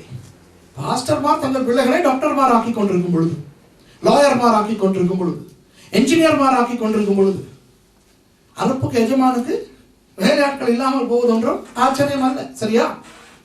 புரியுதா? அப்போ அது இங்கே பேச வேண்டிய ஒன்றால, அது பாஸ்டர்ஸ் கான்ஃபரன்ஸ்லேயே நான் பேசி பாஸ்டர்ஸ் மாரை கிளி என்று கிழித்து வாங்கு என்று வாங்குகின்ற ஒரு சப்ஜெக்ட், ஒரு விடயம். இங்கே நான் என்ன சொல்லுங்க வருகிறேன் என்றால், ஆண்டவருக்கு நன்றி செலுத்துங்கள். நீங்கள் ரட்சிக்கப்பட்டவர்கள் மாத்திரமல்ல, விசுவாசிகள் மாத்திரமல்ல, இயேசுவின் ஜெபத்துக்கான பதில்கள். அறுப்புக்கு எஜமான உங்களை இந்த குழுவிலே சேர்க்க ஏற்படுத்தி இருக்கிறான். அப்போ இந்த குழுவிலே இருக்க வேண்டும். அவர் அனுப்பாத குழுவுக்கு போகக்கூடாது. அதை இன்னும் கொஞ்ச நேரத்தில் நான் உங்களுக்கு சொல்லிக் கொடுக்க போகிறேன், அந்த குழு என்ன என்று. ஏனென்றால் இந்த வசனம் எப்படி தொடங்குகிறது தெரியுமா? இவைகளுக்கு பின்பு. அப்படி என்றால் ஏதோ நடந்திருக்கிறது. சரியா? ஏதோ நடந்திருக்கிறது. ஆகவே இவைகளுக்கு பின்பு என்று இந்த 10ஆம் அதிகாரம் தொடங்கும் போது இது ஒரு புதிதாக ஒன்றை தொடங்குவதல்ல, நடந்து முடிந்த 9வது அதிகாரத்தோடு தொடர்புடையது என்று தெரிய வருகிறது. புரியுதா? இப்போ இந்த வசனம் உங்களுக்கு புரிகிறதா? முதலாவது, இயேசு இவர்களை அனுப்புகிறார். அப்போஸ்டெலோ, ஒரு செய்தியோடு ஒரு பொறுப்போடு அனுப்பப்படுகிறவர்கள். அவர்கள் தான் நானும் நீங்கள். அதுக்காக அப்போஸ்தலன் என்ற அந்த பட்டத்தை பெற்றுக்கொள்ள வேண்டியதில்லை. இது அந்த அப்போஸ்தலன் அல்ல. சரியா? இரண்டாவது, 2 பேராக அனுப்புகிறார். ஆகவே சுவிசேஷம் சொல்ல என்று நீங்கள் போகும் பொழுது தனியாக போகாதீர்கள். உங்களிடத்திலே வந்து யாராவது மாட்டிக்கொண்டால் தனியாக நீங்கள் இருக்கும் பொழுது அவர்களுக்கு சுவிசேஷம் அறிவியுங்கள், அது வேறு. ஆனால் நீங்கள் சுவிசேஷத்துக்கென்று போகும் பொழுது தனியாக போகாதீர்கள், 2 பேராக போங்கள். எங்கே போங்கள்? மூன்றாவது, எங்கெல்லாம் இயேசு போக கூடியதான ஸ்தலங்கள் இருக்கின்றனவோ அங்கே போங்க. சில பேர் சொல்வார்கள், நான் முன்பு ஒரு பெரிய குடிகாரனாக இருந்தேன், ஆகவே நான் குடிகாரர்கள் குடித்துக் கொண்டிருக்கும் இடத்துக்கு போய் அவர்களுக்கு சுவிசேஷம் அறிவிக்கிறேன் என்று. அது தவறு. ஏன் தெரியுமா? குடிகாரன் குடிக்கின்ற இடத்திலே குடித்துக் கொண்டுதான் இருப்பான். குடிகாரன் குடிக்கின்ற இடத்திலே சும்மா இருக்க மாட்டான். அவன் போனதே குடிக்க. அப்படியே அவன் குடிக்காமல் இருந்தாலும் குடிக்க காத்திருக்கிறான், எங்கள் பேச்சை கேட்க காத்திருக்க மாட்டான். அப்படியே பேச்சு கொடுத்தாலும் கொஞ்சம் போறடா, நான் என்னுடைய டிராமை எடுத்துக்கொண்டு வருகிறேன் என்று குடித்து விட்டு போதையிலே தான் கேட்பான். அப்போ குடிகாரன் குடித்துக் கொண்டு இருக்கும் இடத்தில் முன்னாள் குடிகாரனாகிய இந்நாள் சீசன் போய் சுவிசேஷம் அறிவித்து அடி வாங்கி கொண்டு வரும் பொழுது அறிவு கட்டதனமாக பிசாசு என்னை தாக்கினான், நான் கர்த்தருக்கு ஊழியம் செய்ய போகும் பொழுது என்று சொல்லக்கூடாது. சரியா? இது இரத்த சாட்சி அல்ல, கொழுப்பு. சரியா? நான் இவர்களோடு சினிமா கொட்டகைக்கு போய் சினிமா படம் பார்த்ததுக்கு காரணம், சந்தர்ப்பம் கிடைக்கும் போதெல்லாம் அந்த இன்டர்வலின் போதும் சரி, மற்ற நேரங்களின் போதும் சரி, இவர்களுக்கு கர்த்தரை பற்றி சொல்லுவதற்கு என்று சொல்லுவது கொழுப்பு. சரியா? எங்கெல்லாம் சரியா சில பிற மத சடங்குகள், கொண்டாட்டங்கள், விழாக்கள் நடைபெறும் இடங்களுக்கு போய் உட்கார்ந்து கொண்டு நான் அங்கே போனால் தான் அவன் இங்கே வருவான் என்று சொல்லி சுவிசேஷம் அறிவிக்க போவது தவறு. கேட்டால், ஓ, பவுலடியார் ஏதேன்ஸிலே வைத்து அறியப்படாத தேவனுக்கு என்ற அந்த ஒரு விக்கிரகத்தின் அடிப்படையிலே அங்கே விக்கிரக கோவிலிலே இருந்து பிரசங்கம் பண்ணினார் தானே என்று சொல்லுவார்கள். நீங்கள் போகிற இடம் ஏதேன்ஸ் அல்ல. அறியப்படாத தேவனுக்கு என்ற ஒரு விக்கிரகம் இருக்கின்ற இடத்திலிருந்து நீங்கள் பேசவும் இல்லை. இதையெல்லாம் பண்ணுவதற்கு நீங்கள் அப்போஸ்தலனாகிய பவுலும் அல்ல. அவருடைய வல்லமை தான் இருக்கிறது. அப்படியானால் பாம்புக்கு போய் கையை கொடுங்கள், அது கொத்தும். அப்படியே உதறி போட்டுவிட்டு மருந்தெடுக்காமல் உயிரோடு இருந்து காட்டுங்கள், நம்புகிறேன். ஏனென்றால் பவுலுக்கு இது நடந்தது. பாம்பை பார்த்தா பவுலுக்கு இவள் கிடையாது, ஐயா அம்மா ஓடிடுவோம். இந்த மாதிரியான சாட்டு போக்குகள் சொல்லுவதற்கு பவுல். சில பேர் வீசுவாங்க. அதை விட வெள்ளக்கார நாடுகள், இந்த நாடுகளை கோட்டை கலட்டி வீசுறது லேசு. சரியா? கேட்டால் பவுலினுடைய உருமாள்களை கொண்டு வந்து நோயாளிகள் மேல் போட்டார்கள் தானே. நீ பவுலா? பவுலுடைய அதே அபிஷேகம் எனக்கு இருக்கிறது, அப்ப பாம்புக்கு போய் கையை கொடு என்ற ஆர்குமெண்ட் சரிதானே? பவுலை போல பவுல் சொல்லுகிறார், 1 குறைய 40 தரம் மில்லாறுகளால் அடிபட்டேன். எது? பேஷன் ஆஃப் தி கிரைஸ்ட் பாத்தீங்களா? அதுல இயேசுவுக்கு அந்த கொக்கி போட்டு அந்த அடிக்கிறாங்களே, அது 39 தடவை. அதான் 1 குறைய 40. அதே அடி பவுல் வாங்கினார். நீங்க வாங்கியிருக்கீங்க? அது 5 தரம். பாத்தீங்களா? அப்ப 39 நீங்க 5ஆல பெருக்கணும். 5 20 200, அதுல 5 போனால் 2 தெய்வம் 195 தடவை அந்த அடியை வாங்கிருக்க. அப்படியெல்லாம் பாச சுரேஷ் சொல்லக்கூடாது. பவுலுடைய ஆண்டவர் என்னுடைய ஆண்டவர். சரி, யார் இல்லைன்னா சரியா? அந்த பவுல் அப்போஸ்தலன், பேதுரு, யோவான் இவர்களுடைய இந்த கவர்ச்சியான விஷயங்களை மாத்திரம் எடுத்து வைத்துக் கொண்டால் போதாது, மற்றதையும் எடுக்க வேண்டும். கர்த்தர் அந்த அளவுக்கு அந்த மனுஷனுக்கு அபிஷேகத்தை கொடுத்ததற்கு காரணம், அந்த அளவுக்கு அந்த மனுஷன் கர்த்தருக்காக வேதனைப்பட்டான். நம்ம ஏசி ரூம்ல உட்கார்ந்துக்கிட்டு, உங்க நாட்டுல ஹீட்டர் போட்ட ரூம்ல உட்கார்ந்துக்கிட்டு வெளியே வந்து கோட்டை கலட்டி வீசினா வேர்வநாதத்துக்கு விழத்தான் அபிஷேகம் சொல்லிடக்கூடாது. சரிதானே? நான் அதற்கு எதிராக பேசவில்லை. பிளீஸ், நான் அதற்கு எதிராக பேசவே இல்லை. சில பேருக்கு ஆண்டவர் அந்த அபிஷேகத்தை கொடுத்திருந்தால் கொடுத்திருக்கட்டும். சரியா? என்னை பொறுத்தவரை நான் உங்களுக்கு என்ன சொல்லி கொடுக்கிறேன், நானும் நீங்களும் கொஞ்சம் வித்தியாசமா இருப்போமே. சரியா? அந்த கோட்டை கழட்டி வீசுறோம், கழட்டி வீசிட்டோம், பிரச்சனை இல்லை. நீங்க கழட்டி வீசாதீங்க, நானும் வீச மாட்டேன். சரியா? சரிதானே? இப்ப நான் என்ன சொல்ல வருகிறேன் என்றால், நாம் கவனமாய் இருக்க வேண்டும். ஆண்டவரால் பயன்படுத்தப்படுவதற்கு ஆண்டவர் நம்மை அனுப்பி இருக்கிறார். அந்த அப்போஸ்தலர்களாக அல்ல, கர்த்தருடைய ஊழியத்தை பொறுப்பை போய் செய்துவிட்டு திரும்பி வந்து ஆண்டவருக்கு சாட்சி சொல்லுவார்கள். இப்போ நீங்கள் பார்த்தீர்கள் என்றால் இவர்கள் திரும்பி வரும்பொழுது என்ன சொல்லுகிறாங்க பாருங்கள். அந்த இந்த காலத்தில் இருக்கின்ற அதே போலத்தான் இவர்கள் சொல்லுகிறார்கள். என்ன தெரியுமா சொல்லுகிறார்கள்? நீங்கள் 17வது வசனத்தை வாசித்தால், பின்பு அந்த 70 பேரும் சந்தோஷத்தோடே திரும்பி வந்து, ஆண்டவரே, உம்முடைய நாமத்தினாலே பிசாசுகளும் எங்களுக்கு கீழ்ப்படுகிறது என்றார்கள். உண்மையாக சொல்லுகிறேன், அந்த காலத்தில் ஐபோன், சாம்சங் கேலக்சி, இந்த டேப் இதெல்லாம் இவர்கள் கையில் இருந்திருந்தால் 2 பேராகத்தானே போனார்கள். மச்சான், நான் விரட்டுகிறேன், நீ எடு என்று சொல்லி திரும்பி திரும்பி திரும்பி அந்த கேமராவுக்கு படுகிற விதத்திலே பேய்களை ஓட்டி இருப்பார்கள் இவர்கள். சரியா? அல்லது இயேசுவினிடத்தில் கேட்டிருப்பார்கள், நாதா 2 பேரா, 3வதாக ஒரு பையனை தந்தால் என்ன நாதா, வீடியோ எடுத்துக்கொண்டு வந்து நமக்கு காட்டினான். அப்ப இயேசு கேட்பார், எதற்கு? இல்லை, உனக்கு வார்த்தையா சொல்வதை விட படம் போட்டே காட்டலாமே ஐயா என்று. சரியா? நல்ல நேரம் அந்த காலத்துல மேகசின் ஊழியம் என்று இவர்கள் செய்திருந்தால், இந்த 70 பேரும் வந்து 35 குழுக்கள் அல்லவா, 35 தலைப்புகளில் மேகசின் விட்டிருப்பார்கள்.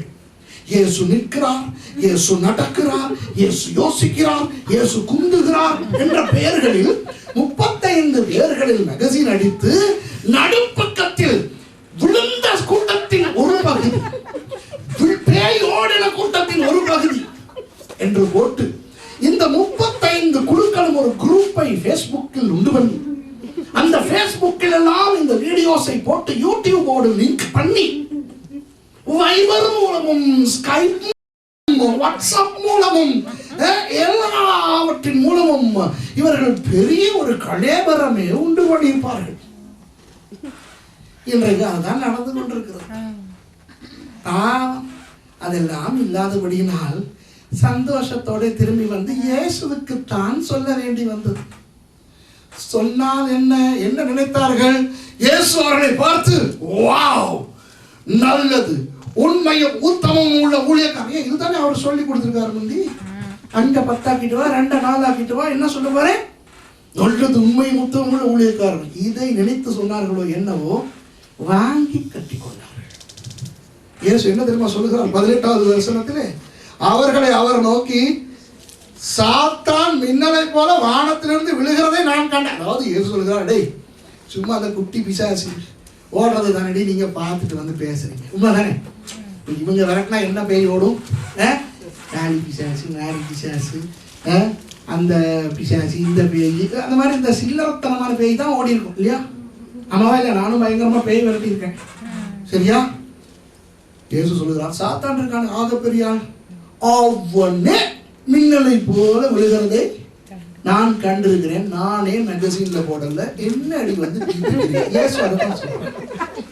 சாத்தான் மின்னலை போல விழுகிறதை கண்டேன். உடனே 2000 வருடங்களுக்கு அப்பால் வரப்போகின்ற ஒரு ஐபோனை நான், சர்வ வல்லவர் தானே, அப்படி எடுத்து அதை கேப்சர் பண்ணி உடனே ஃபேஸ்புக்கில் நான் போடவில்லை. இப்ப போட்டோஸ் எல்லாம் கிராஸ் மாதிரி வானத்துல தெரியுது, உடனே போட்டுருக்கோம். பார்த்துருக்கீங்களா யூடியூப்ல? சரியா? ஆஸ்திரேலியாவில் இயேசு காட்சி கொடுத்துட்டாராம். சரியா? எகிப்துல சாம்பல் குதிரை வந்துச்சான். அந்த அன்னைக்கு ஒரு நாள் போட்டிருந்தாங்க 2-3 வருஷத்துக்கு முந்தி. வந்த குதிரைக்கு என்ன ஆச்சோ தெரியுது. நானும் அடிக்கடி போய்கிட்டு தான் இருக்கிறேன் எகிப்துக்கு. அங்க உண்மையிலே குதிரைகள் அங்க பார்த்தா சாம்பலா தான் இருக்குது. அவ்வளவு பட்டினியும் சூடும். கொஞ்சம் நல்லா இருக்கிற மிருகம் பார்த்தா ஒட்டகம் தான். சரியா? ஒருவேளை அதை சொல்லியிருப்பாங்களோ? சரி, அது தேவை நமக்கு.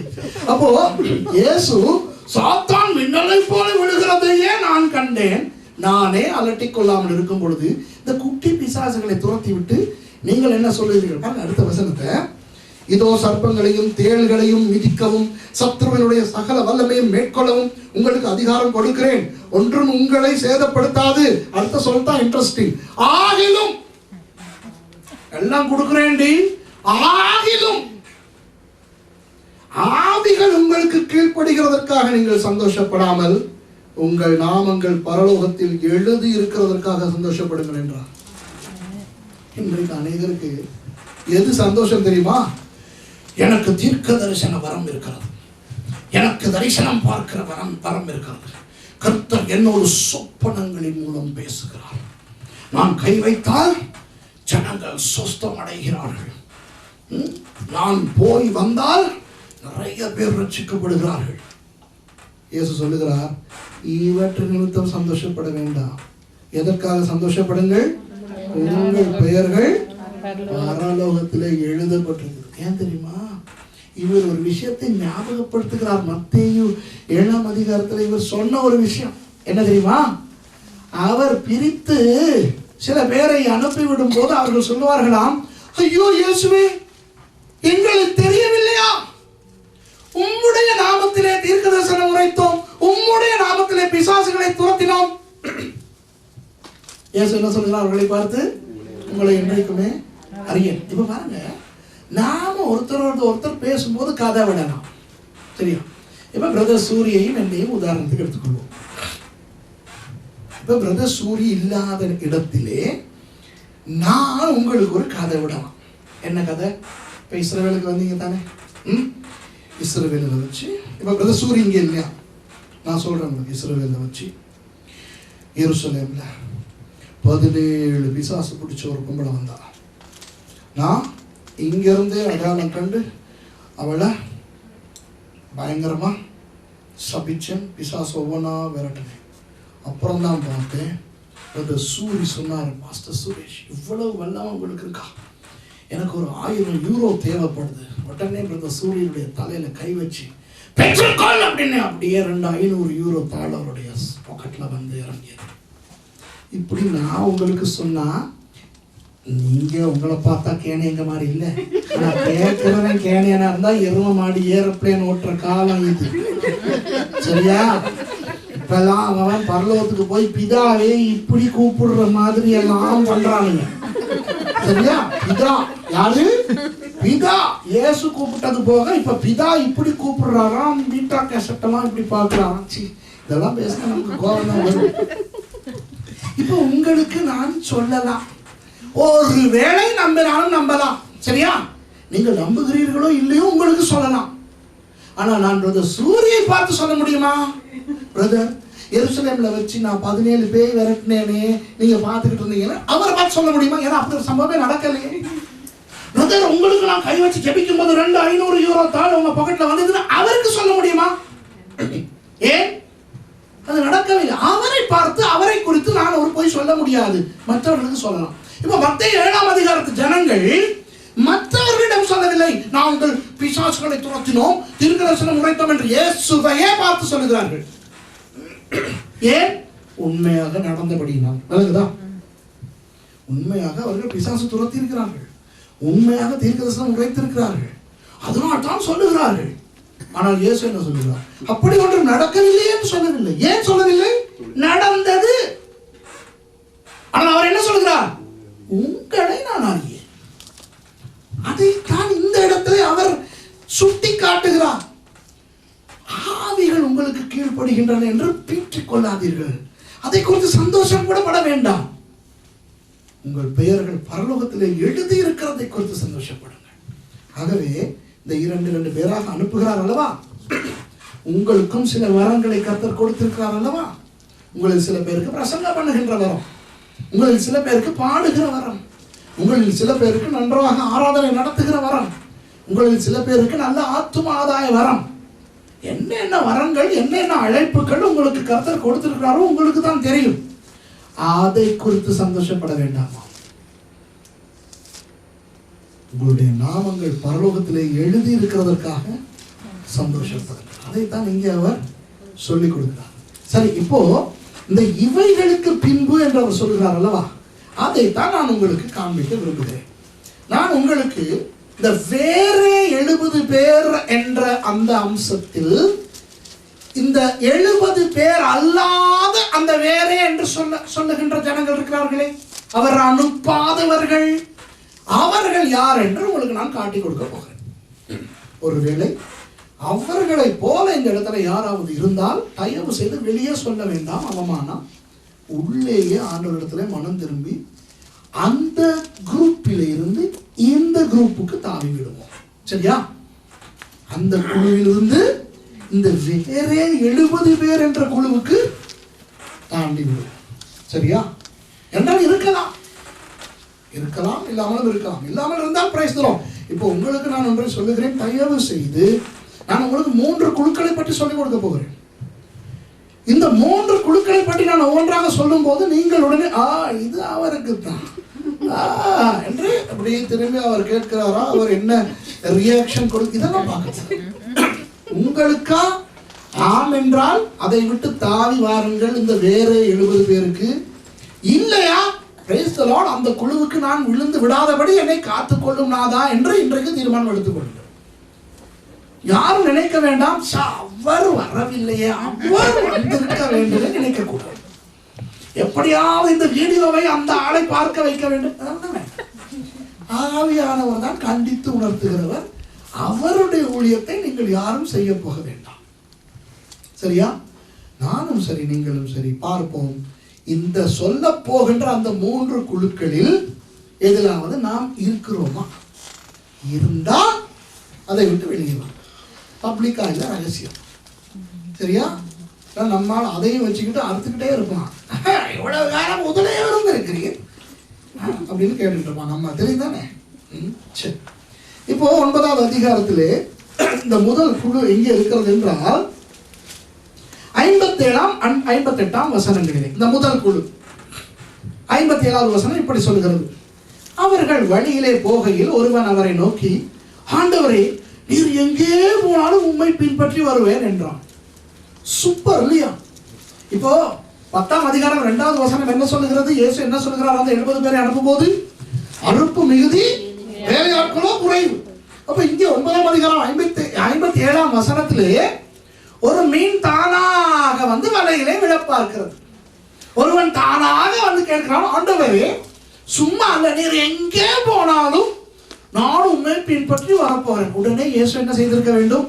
தேங்க்யூடா, தேங்க்யூடா, எல்லாரும் இந்த ஆளை பாருங்கடா, திருப்பி ஒருக்கா சத்தமா சொல்லு என்று சொல்லி எல்லாம் அமைதியா இருக்க.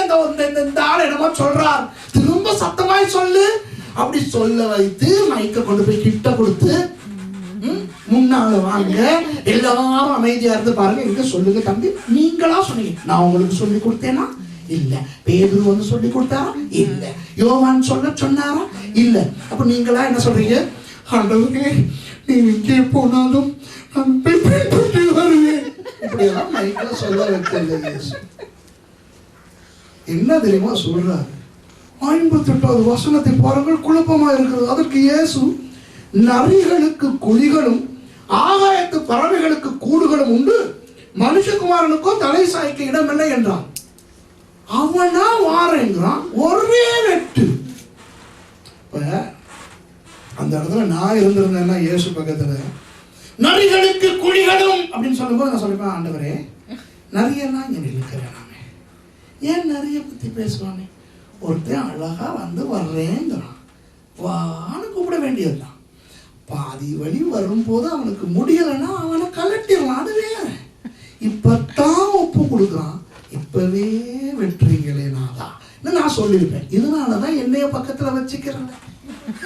2000 வருஷமா என்னைய படைக்காம எல்லாம் முடிஞ்ச பிறகு என்னைய தூக்கி போட்டு படைச்சு இப்போ பண்ணடா பிரசங்கம்னு விட்டுட்டான். பைபிள் காலத்துல பல சந்தர்ப்பங்களில் எனக்கு ஆசை, அந்த இடத்துல நான் இருந்திருந்தால் சூப்பர் ஐடியாக்களை கர்த்தருக்கு கொடுத்திருப்பேனே. கர்த்தருக்கு சூப்பர் ஐடியா தேவையே இல்லை. ஆனா உண்மையில நீங்க யோசிக்க பார்ப்போம், அறுப்பு மிகுதி வேலையாட்கள் குறைவு என்று அங்கலாய்க்கின்ற ஒரு நிலையில் இருக்கிற இயேசு தானாக ஒருவன் வந்து கேட்கும் பொழுது அவனை அப்படியே அதைரியப்படுத்தி விடுகிறான். அதற்கு பிறகு அவன் இல்லை இல்லை இருந்தாலும் பரவாயில்லை, யாருக்கு குழி வேண்டும் யாருக்கு கூடு வேண்டும், எனக்கு நீர் இருந்தால் போதும் என்று அவன் வந்திருந்தால் வேதத்திலே அது எழுதப்பட்டிருக்கும். அவன் அதற்கு பிறகு வரவில்லை என்பது என்றால் அதற்கு பிறகு அவன் வரவில்லை, வந்திருந்தால் வேதம் எழுதியிருக்கும். அதனால் தான் வேறே 70 பேரை அனுப்புகிறான். இந்த வந்தானே இவன் மாத்திரமா இப்படி வந்திருப்பான்? இன்னும் எத்தனை பேர் வந்திருப்பார்கள்? சரி, ஏன் இயேசு இவனை இப்படி அதைரியப்படுத்துகிறார் என்று சொல்லுகிறேன். பாருங்கள், இயேசு எதை பற்றி பேசுகிறார் தெரியுமா? நரிகளுக்கு குழிகளும் பறவைகளுக்கு கூடுகளும் உண்டு, மனுஷகுமாரன் எனக்கோ தலை சாய்க்க கூட இடமில்லை. அவர் என்ன தெரியுமா சொல்லுகிறார்? எனக்கு எந்த வசதியும் இல்லை. இவர் பொய் சொல்லவில்லை. இவருக்கு மேலோட்டமாய் பார்த்தால் பொய் சொல்வது போலதான் இருக்கிறது. ஏனென்றால் சம்பவம் கலிலேயாவிலே நடக்கிறது. கலிலேயாவிலே கப்பர்நகூமிலே இயேசு வீடு எடுத்து வாழ்ந்தவர். மார்க்கு 2ஆம் அதிகாரத்திலே நமக்கு தெரியும், அந்த வீட்டின் கூரையை பிரித்துக் கொண்டுதான், அந்த கூரையை பிரித்துத்தான் அந்த திமிரவாதக்காரனை இறக்குகிறார்கள். அப்ப இவர் தலை சாய்க்க இடமில்லை என்பதனை ஒரு அடையாளமாய் சொல்கிறார் ஒழிய அவர் உண்மையாக தனக்கு வீடு இல்லை படுக்க இடமில்லை என்பதனை அவர் குறித்து சொல்லியிருக்க முடியாது. இப்படி சொன்னவர் பிறகு ஒரு சந்தர்ப்பத்திலே படகிலேயே தூங்கி கொண்டிருந்தார். தலையை சாக்காம வச்சுக்கிட்டா தூங்கி இருப்பார். இவர் என்ன சொல்லுகிறார் என்றால், இவர் அவனை அப்படியே அவனுடைய ஒரு எதிர்பார்ப்பை கண்டுபிடித்து அதை வெட்டி போடுகிறார். புரியுதா? என்ன நடந்தது என்றால், நீங்கள் 9ஆவது அதிகாரத்திலே வாசித்தால் ஆரம்பத்தில் இருந்து இயேசு போகிற இடங்களில் எல்லாம் அற்புதங்கள் நடக்கின்றன. அது மாத்திரமல்ல, அந்த அதிகாரத்திலே தான் அவர் அந்த 5000 பேருக்கு சாப்பாடு கொடுத்த கதையெல்லாம் வருகிறது. இப்போ சில பேர் இயேசுவை பார்க்கும் போது அவர்கள் காணுவது எதை தெரியுமா? ஆடாடா, இவர் போகும் இடமெல்லாம் ஜனங்கள் வரவேற்கிறார்கள், இவர் கை வைக்கும் பொழுது நோயாளிகள் சுகமடைகிறார்கள், ஒரு வார்த்தை சொன்னால் பேயெல்லாம் ஓடுகிறது, 5 அப்பங்களும் 2 மீன்களும் கொண்டு 5000 ஆண்கள் அவர்களுடைய மனைவிமார் பிள்ளைகளுக்கெல்லாம் சாப்பாடு கொடுக்கிறார். சூப்பர், வாழ்ந்தா இப்படிப்பட்ட ஒரு ஆளோட தாண்டா வாழணும். எதற்காக இவன் தீர்மானித்தான் தெரியுமா? இந்த வெளிப்பிரகாரமான ஆசீர்வாதங்களை பார்த்து அவற்றால் கவரப்பட்டான். அதனால் தான் அவன் சொல்லும் பொழுது இயேசுவுக்கு தெரிகிறது, இவன் எதற்காக என்னோடு வர விரும்புகிறான். இந்த காரியங்களை எல்லாம் இயேசு செய்யும் பொழுது யாரை முன் போட்டு செய்கிறான்? சீஷர்களை. அப்போ இவனுக்கு ஒரு ஏக்கம், ஐயோ அந்த ஆளுடைய இடத்துல நான் இருந்தால் எப்படி இருக்கும்? அந்த 5000 ஆண்களை மற்றும் அந்த பெண்களை அவர்களை எல்லாம் அமர வைத்தது சீஷர்கள். இயேசு ஆசீர்வதித்து கொடுத்த பிறகு அவர்கள் தான் பங்கிடுகிறார்கள். இதையெல்லாம் அமர்ந்திருந்து சாப்பிடுகிறவர்களில் ஒருவனாயிருந்த இவன் நினைத்தான், இந்த சீஷர்களில் ஒருவனாக நானும் மாறிவிட்டால் எனக்கும் இன்பம் அல்லவா? புரியுதா? இப்படிப்பட்டவர்களைத்தான் இயேசு இந்த இடத்துல வெட்டுகிறார்.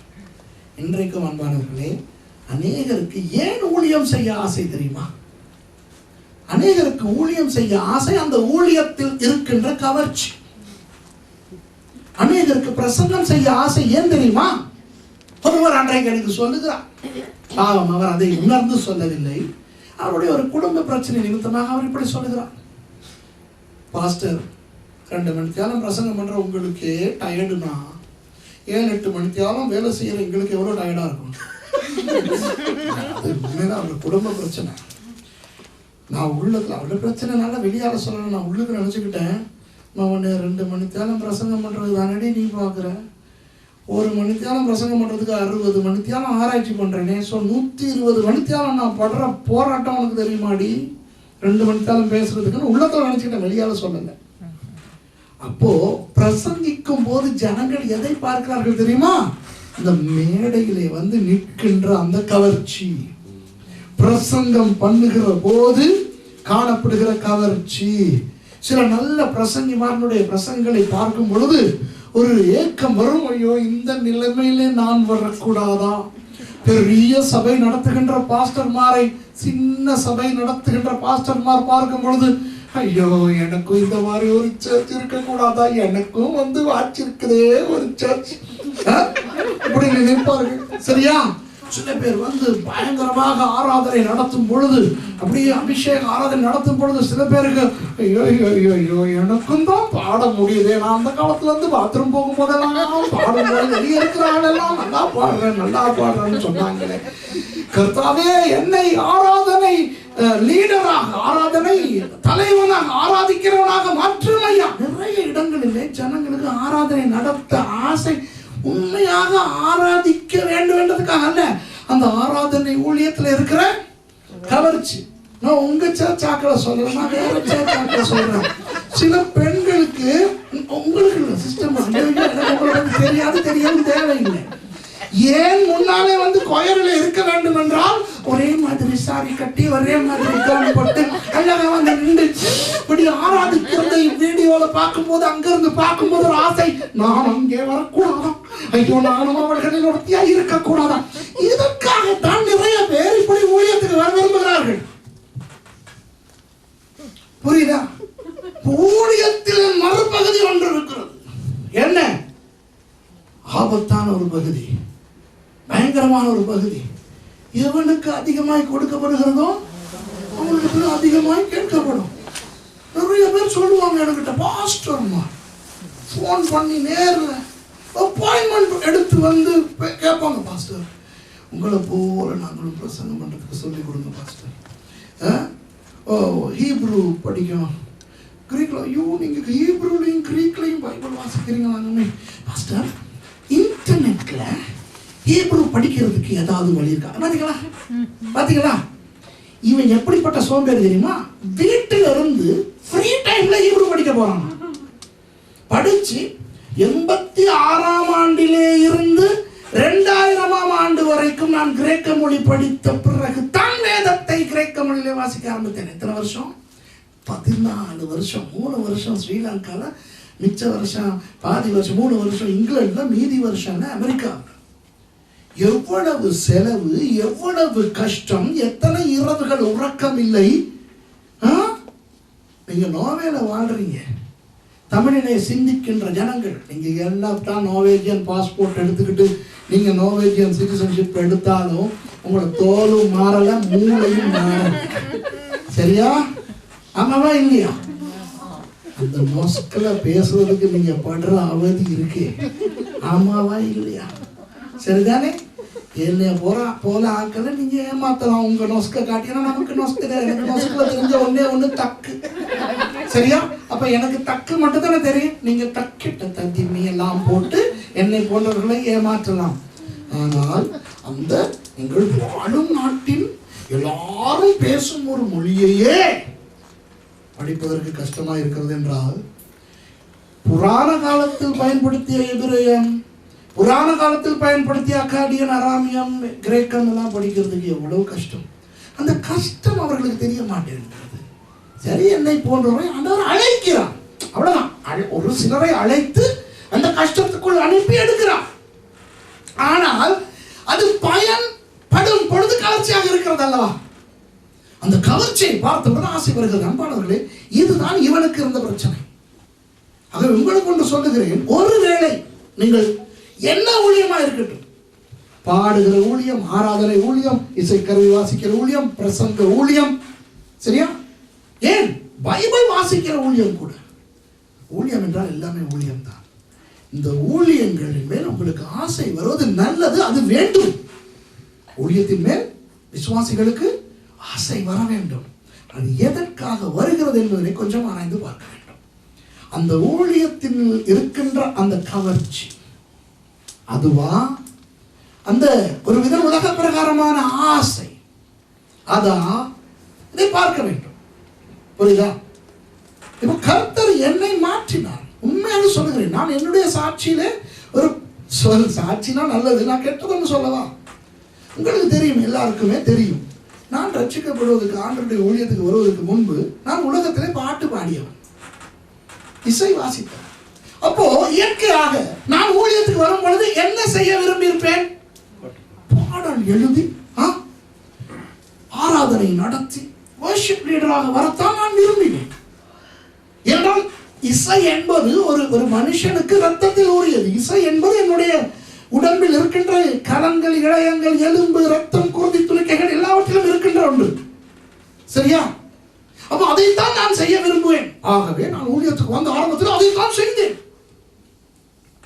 பிரசங்கம் பண்ண போனால், யாராவது எனக்கு பிரசங்கம் பண்ண அழைத்தால், பிரசங்கத்துக்கு முதல் கிதாரை எடுத்து பாடல் பாடி, வாவ் இதுதான்.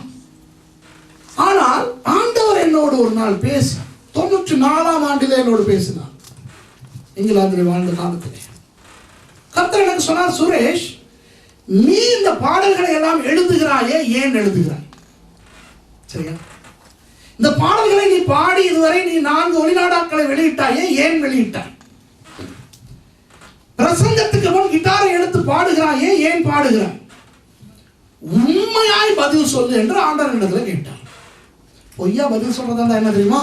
ஆண்டவரே உண்மை துதிக்க, அந்த பாடல் வரிகளின் மூலம் செய்தி அனுப்ப, ஜனங்கள் தொடப்பட, உண்மையான காரணத்தை சொல்லடா என்று சொன்ன போது நான் சொன்ன உண்மையான காரணம் என்ன தெரியுமா? நான் அதை விட்டு வந்தேன் அல்லவா, அந்த ஆசைகள் இருக்கிறது. ஜனங்களின் பாட்டை கேட்க வேண்டும், என்னை பாராட்ட வேண்டும், கைத்தட்ட வேண்டும், ஒன்ஸ் மோர் சொல்ல வேண்டும். ஆண்டவர் சொன்னார், உன்னுடைய தாளந்து எனக்கு வேண்டாம், நான் சொல்லுவதை செய். அதனால்தான் நான் பகிரங்கமாய் பாடுவதை நிறுத்தினேன். ஏன் தெரியுமா? உண்மையாக நான் அறிக்கை செய்கிறேன் உங்களுக்கு. நான் 94ஆம் ஆண்டு வரை ஊழியங்களின் போது பாடல் பாடியதும் இசை வாசித்ததும் கர்த்தரை மகிமைப்படுத்துவதற்காக அல்ல, என் திருப்திக்காக. அது ஒரு நல்ல ஒரு ஊழியம், கவர்ச்சியான ஒரு ஊழியம் என்றபடியினால் தான் செய்தேன். அதனால் தான் இன்றைக்கு ஜனங்கள் என்னை பாட சொல்லும் போது நான் பாட மாட்டேன். சரியா? இன்னைக்கா சொன்னீங்க பசங்க, அவனுக்கு நேற்றா சொன்னீங்க, எனக்கு மறந்து போச்சு. இன்றைக்கா? நேற்று சொன்னார் பாசஞானம். பாச நீங்கள் முன்னால் வந்து பாட்டு பாடி அப்படியே செய்யுங்க. சொல்ல முடியாது, பேசுறதுக்கு மாத்திரம் மாறும். ஏன் தெரியுமா? கர்த்தர் சொன்னால் செய்வது வேறு, ஆனால் அந்த ஊழியத்தின் மேல் இருக்கின்ற கவர்ச்சியினால் செய்யக்கூடாது. அந்த பலவீனம் எனக்கு இருக்கிறது, இசையிலே எனக்கு அந்த பலவீனம் இருக்கிறது. நான் கவனமாக இருக்க வேண்டும். பிரசங்கம் பண்ணுவதும் படித்துக் கொடுப்பதும் நான் வெறுத்த ஒன்று தெரியுமா? கர்த்தர் என்னை பிரசங்க ஊழியத்துக்கும் ஆசிரியனாக நீ கற்றுக் கொடுக்க வேண்டும் என்று அழைத்த பொழுது 89ஆம் ஆண்டு நான் அதை வெறுத்தேன். ஏன் தெரியுமா? படிக்கணும். படிச்சு கொடுக்கறதா முதல்ல என்ன செய்யணும்? படிக்கணும். நமக்கு அது வராது. ஸ்கூல்ல நல்லா படிப்பேன், ஆனா படிக்கிறதுக்கு அடி வாங்குவேன். என்ன படிப்பேன்? பாட்டு. பாட நேரம் பாட்டு படிப்பேன். டீச்சர் படிச்சு கொடுக்கும் போது இங்க சத்தான சுரேஷ் ராமச்சந்திரன் வா அடி, பிரின்சிபலுக்கு அனுப்பி அவரும் அடி, விளங்குதா? டீச்சர் வர ஒரு 2 நிமிஷம் லேட்னா நான் பாட்டு டக்கர். சரியா? என்ன போய் டீச்சர் ஆகினா, பைபிள் டீச்சர் ஆகினா முடியுமா? படிக்கணுமே. நான் வெறுத்தேன். கர்த்தர் என்னை நான் விரும்பாத ஊழியத்தை கொடுத்தபடினால் அது எனக்கு கவர்ச்சியாக தெரிய மாட்டேன் என்கிறது. நான் உண்மையை சொல்லுகிறேன் உங்களுக்கு. இந்த படித்து கொடுக்கிற ஊழியம், பிரசங்க ஊழியம் ஒரு கவர்ச்சியான ஊழியமா எனக்கு தெரியவில்லை. ஏன் தெரியுமா? அது எனக்கு கஷ்டமான ஒரு 2 கஷ்டங்கள். ஒன்று, ஆயத்தம் செய்ய வேண்டும், ஆவிக்குரிய ஆயத்தம், படிப்பு, இதெல்லாம். 2வது கஷ்டம் என்ன தெரியுமா? கர்த்தர் சொல்வதை சரியாய் சொல்லிவிட்டு இருக்க வேண்டும். ஏனென்றால் சிலர் நான் சொல்வதை அப்படியே நம்புகின்ற நிலையில இருக்கிறார்கள். ஆகவே நான் தவறாய் எதையாவது போதித்து விட்டால் ஜனங்கள் வழி தப்பி போய்விடுவார்கள். நான் கணக்கு கொடுக்க வேண்டும் ஆண்டவர்கள். ஆகவே அன்பாளர்களே, ஊழியர்கள் நீங்கள் எதை செய்தாலும் பிரைஸ் தி லார்ட் நீங்கள் செய்யுங்கள். என்னத்துக்காக அந்த ஆசை உங்களுக்கு வருகிறது? அந்த ஊழியத்தின் பால் இருக்கின்ற கவர்ச்சி. இன்றைக்கு நிறைய பேர் நினைக்கிறார்கள், ஒரு வெளிநாடுகளுக்கெல்லாம் போய் ஊழியம் செய்ய கிடைத்தால் ரொம்ப அருமையானது, நாடுகள் பார்க்கலாம், ஊழியக்காரனாய் வந்தால் நாடுகள் பார்க்கலாம், பல சபைகளுக்கு போகலாம், நிறைய பிரசங்கம் செய்யலாம். இல்லை அன்பானவர்களே, ஊழியத்தின் ஒரு பகுதி இருக்கிறது, மிகவும் கஷ்டமான ஒரு பகுதி. ஒரு கட்டிடத்தை மாத்திரம் பார்த்தால் போதாது, வெளியே தெரியாத அஸ்திவாரம் இருக்கிறது. அந்த அஸ்திவாரத்துக்கு எவ்வளவு நோண்டப்பட்டது, எவ்வளவு தோண்டப்பட்டது, எவ்வளவு கஷ்டம் கொடுக்கப்பட்டது என்றது அஸ்திவாரத்துக்கு தான் தெரியும். ஆகவே அன்பானவர்களே, முதலாவது ஆண்டவர் யாரை வேண்டாம் என்று ஒதுக்கிறார் தெரியுமா? வசதிகளுக்காகவும் அந்த வெளிப்பிரகாரமான கவர்ச்சிக்காகவும் ஊழியத்துக்கு வர விரும்பினார்கள். சரிதானே? சரி, இப்போ இந்த முதலாவது குழு நான் சீக்கிரம் முடிக்க போறேன். 20 நிமிஷத்துக்குள் 25 நிமிஷத்துக்குள் முடித்து விடுவேன். சரியா? இப்போ டைம் ஓகே தானே? 20 minutes ஓகே. அப்போ முதலாவது குழு தானாக வந்து இயேசு இடத்துல கேட்டவனையே இயேசு வேண்டாம் என்றார். ஏன்? கவர்ச்சியாய் ஊழியத்தின் பால் கவரப்படுகிறவன் எனக்கு நல்ல சீஷனாய் இருக்க மாட்டான். ஆனால் பாருங்கள், அடுத்த 59வது வசனத்திலே இயேசுவே ஒருவனை அழைக்கிறார். வேறொருவனை அவர் நோக்கி என்னை பின்பற்றி வா என்றார். அதற்கு அவன், ஆண்டவரே, முன்பு நான் போய் என் தகப்பனை அடக்கம் பண்ண எனக்கு உத்தரவு கொடுக்க வேண்டும் என்றான். அதற்கு இயேசு, மரித்தோர் தங்கள் மரித்தோரை அடக்கம் பண்ணட்டும், நீ போய் தேவனுடைய ராஜ்யத்தை குறித்து பிரசங்கி என்றார். அவன் அதற்கு கீழ்ப்படிந்து போயிருந்தால் அது எழுதப்பட்டிருக்கும். சரியா? ஆனால் அவன் போகவில்லை என்பது இதுல எழுதப்படாததிலிருந்து தெரிகிறது. புரியுதா? சரி, ஆண்டவர் ஒருவனை அழைக்கிறார், வா ஊழியத்துக்கு வா. அவன் என்ன சொல்லுகிறான்? மாட்டேன் என்று சொல்லுகிறானா? இல்லை. அவன் என்ன சொல்லுகிறான்? ஆண்டவரே, முன்பு நான் போய் என் தகப்பனை அடக்கம் பண்ண எனக்கு உத்தரவு கொடுக்க வேண்டும். யூத கலாச்சாரத்தின்படி தான் இதை நாம் பார்க்க வேண்டும். யூத கலாச்சாரத்தின்படி இவன் சொன்ன பதில் 100க்கு 100% நல்ல ஒரு பதில், பொறுப்பான ஒரு பதில். ஏனென்றால் யூதர்களுடைய கலாச்சாரத்தின்படி ஒரு தகப்பன் மரித்தால் மகன் அந்த தகப்பனை அடக்கம் செய்ய வேண்டும். ஞாபகம் இருக்கிறதா? ஆபிரகாம் மரித்த பொழுது எங்கோ பாரான் வனாந்தரத்துக்கு அப்பாலே போய் வாழ்ந்த இஸ்மவேலும் ஈசாக்கும், இந்த 2 மகன்மாரும் தான் தாவீதை அங்கே சாராளினுடைய கல்லறைக்கு பக்கத்திலே சீகேமிலே மம்ரேயின் சமபூமியிலே ஆபிரகாமை அடக்கம் பண்ணுகிறார். சரிதானே? சாராளுக்கு பக்கத்து கல்லறை, சாராளை அடக்கம் பண்ணியிருந்த அந்த கல்லறைக்கு பக்கத்திலே மம்ரேயின் சமபூமியிலே அந்த சீகேமிலே வைத்து அடக்கம் பண்ணினார். யார் அடக்கம் பண்ணினார்கள்? இஸ்மவேலும் ஈசாக்கும் மகன்மார். இது யூத கலாச்சாரம். அப்போ யூத கலாச்சாரத்தின்படி இப்போ இந்த கதையின்படி இந்த சம்பவத்தின்படி சில பேருக்கு தெரியாமல் அவர் நினைக்கிறார்கள், தகப்பன் மரித்திருக்கிறார், இவன் அந்த மரித்த சடலத்தை கொண்டு போய் அடக்கம் பண்ண கேட்கிறான் என்று. அப்படி அல்ல.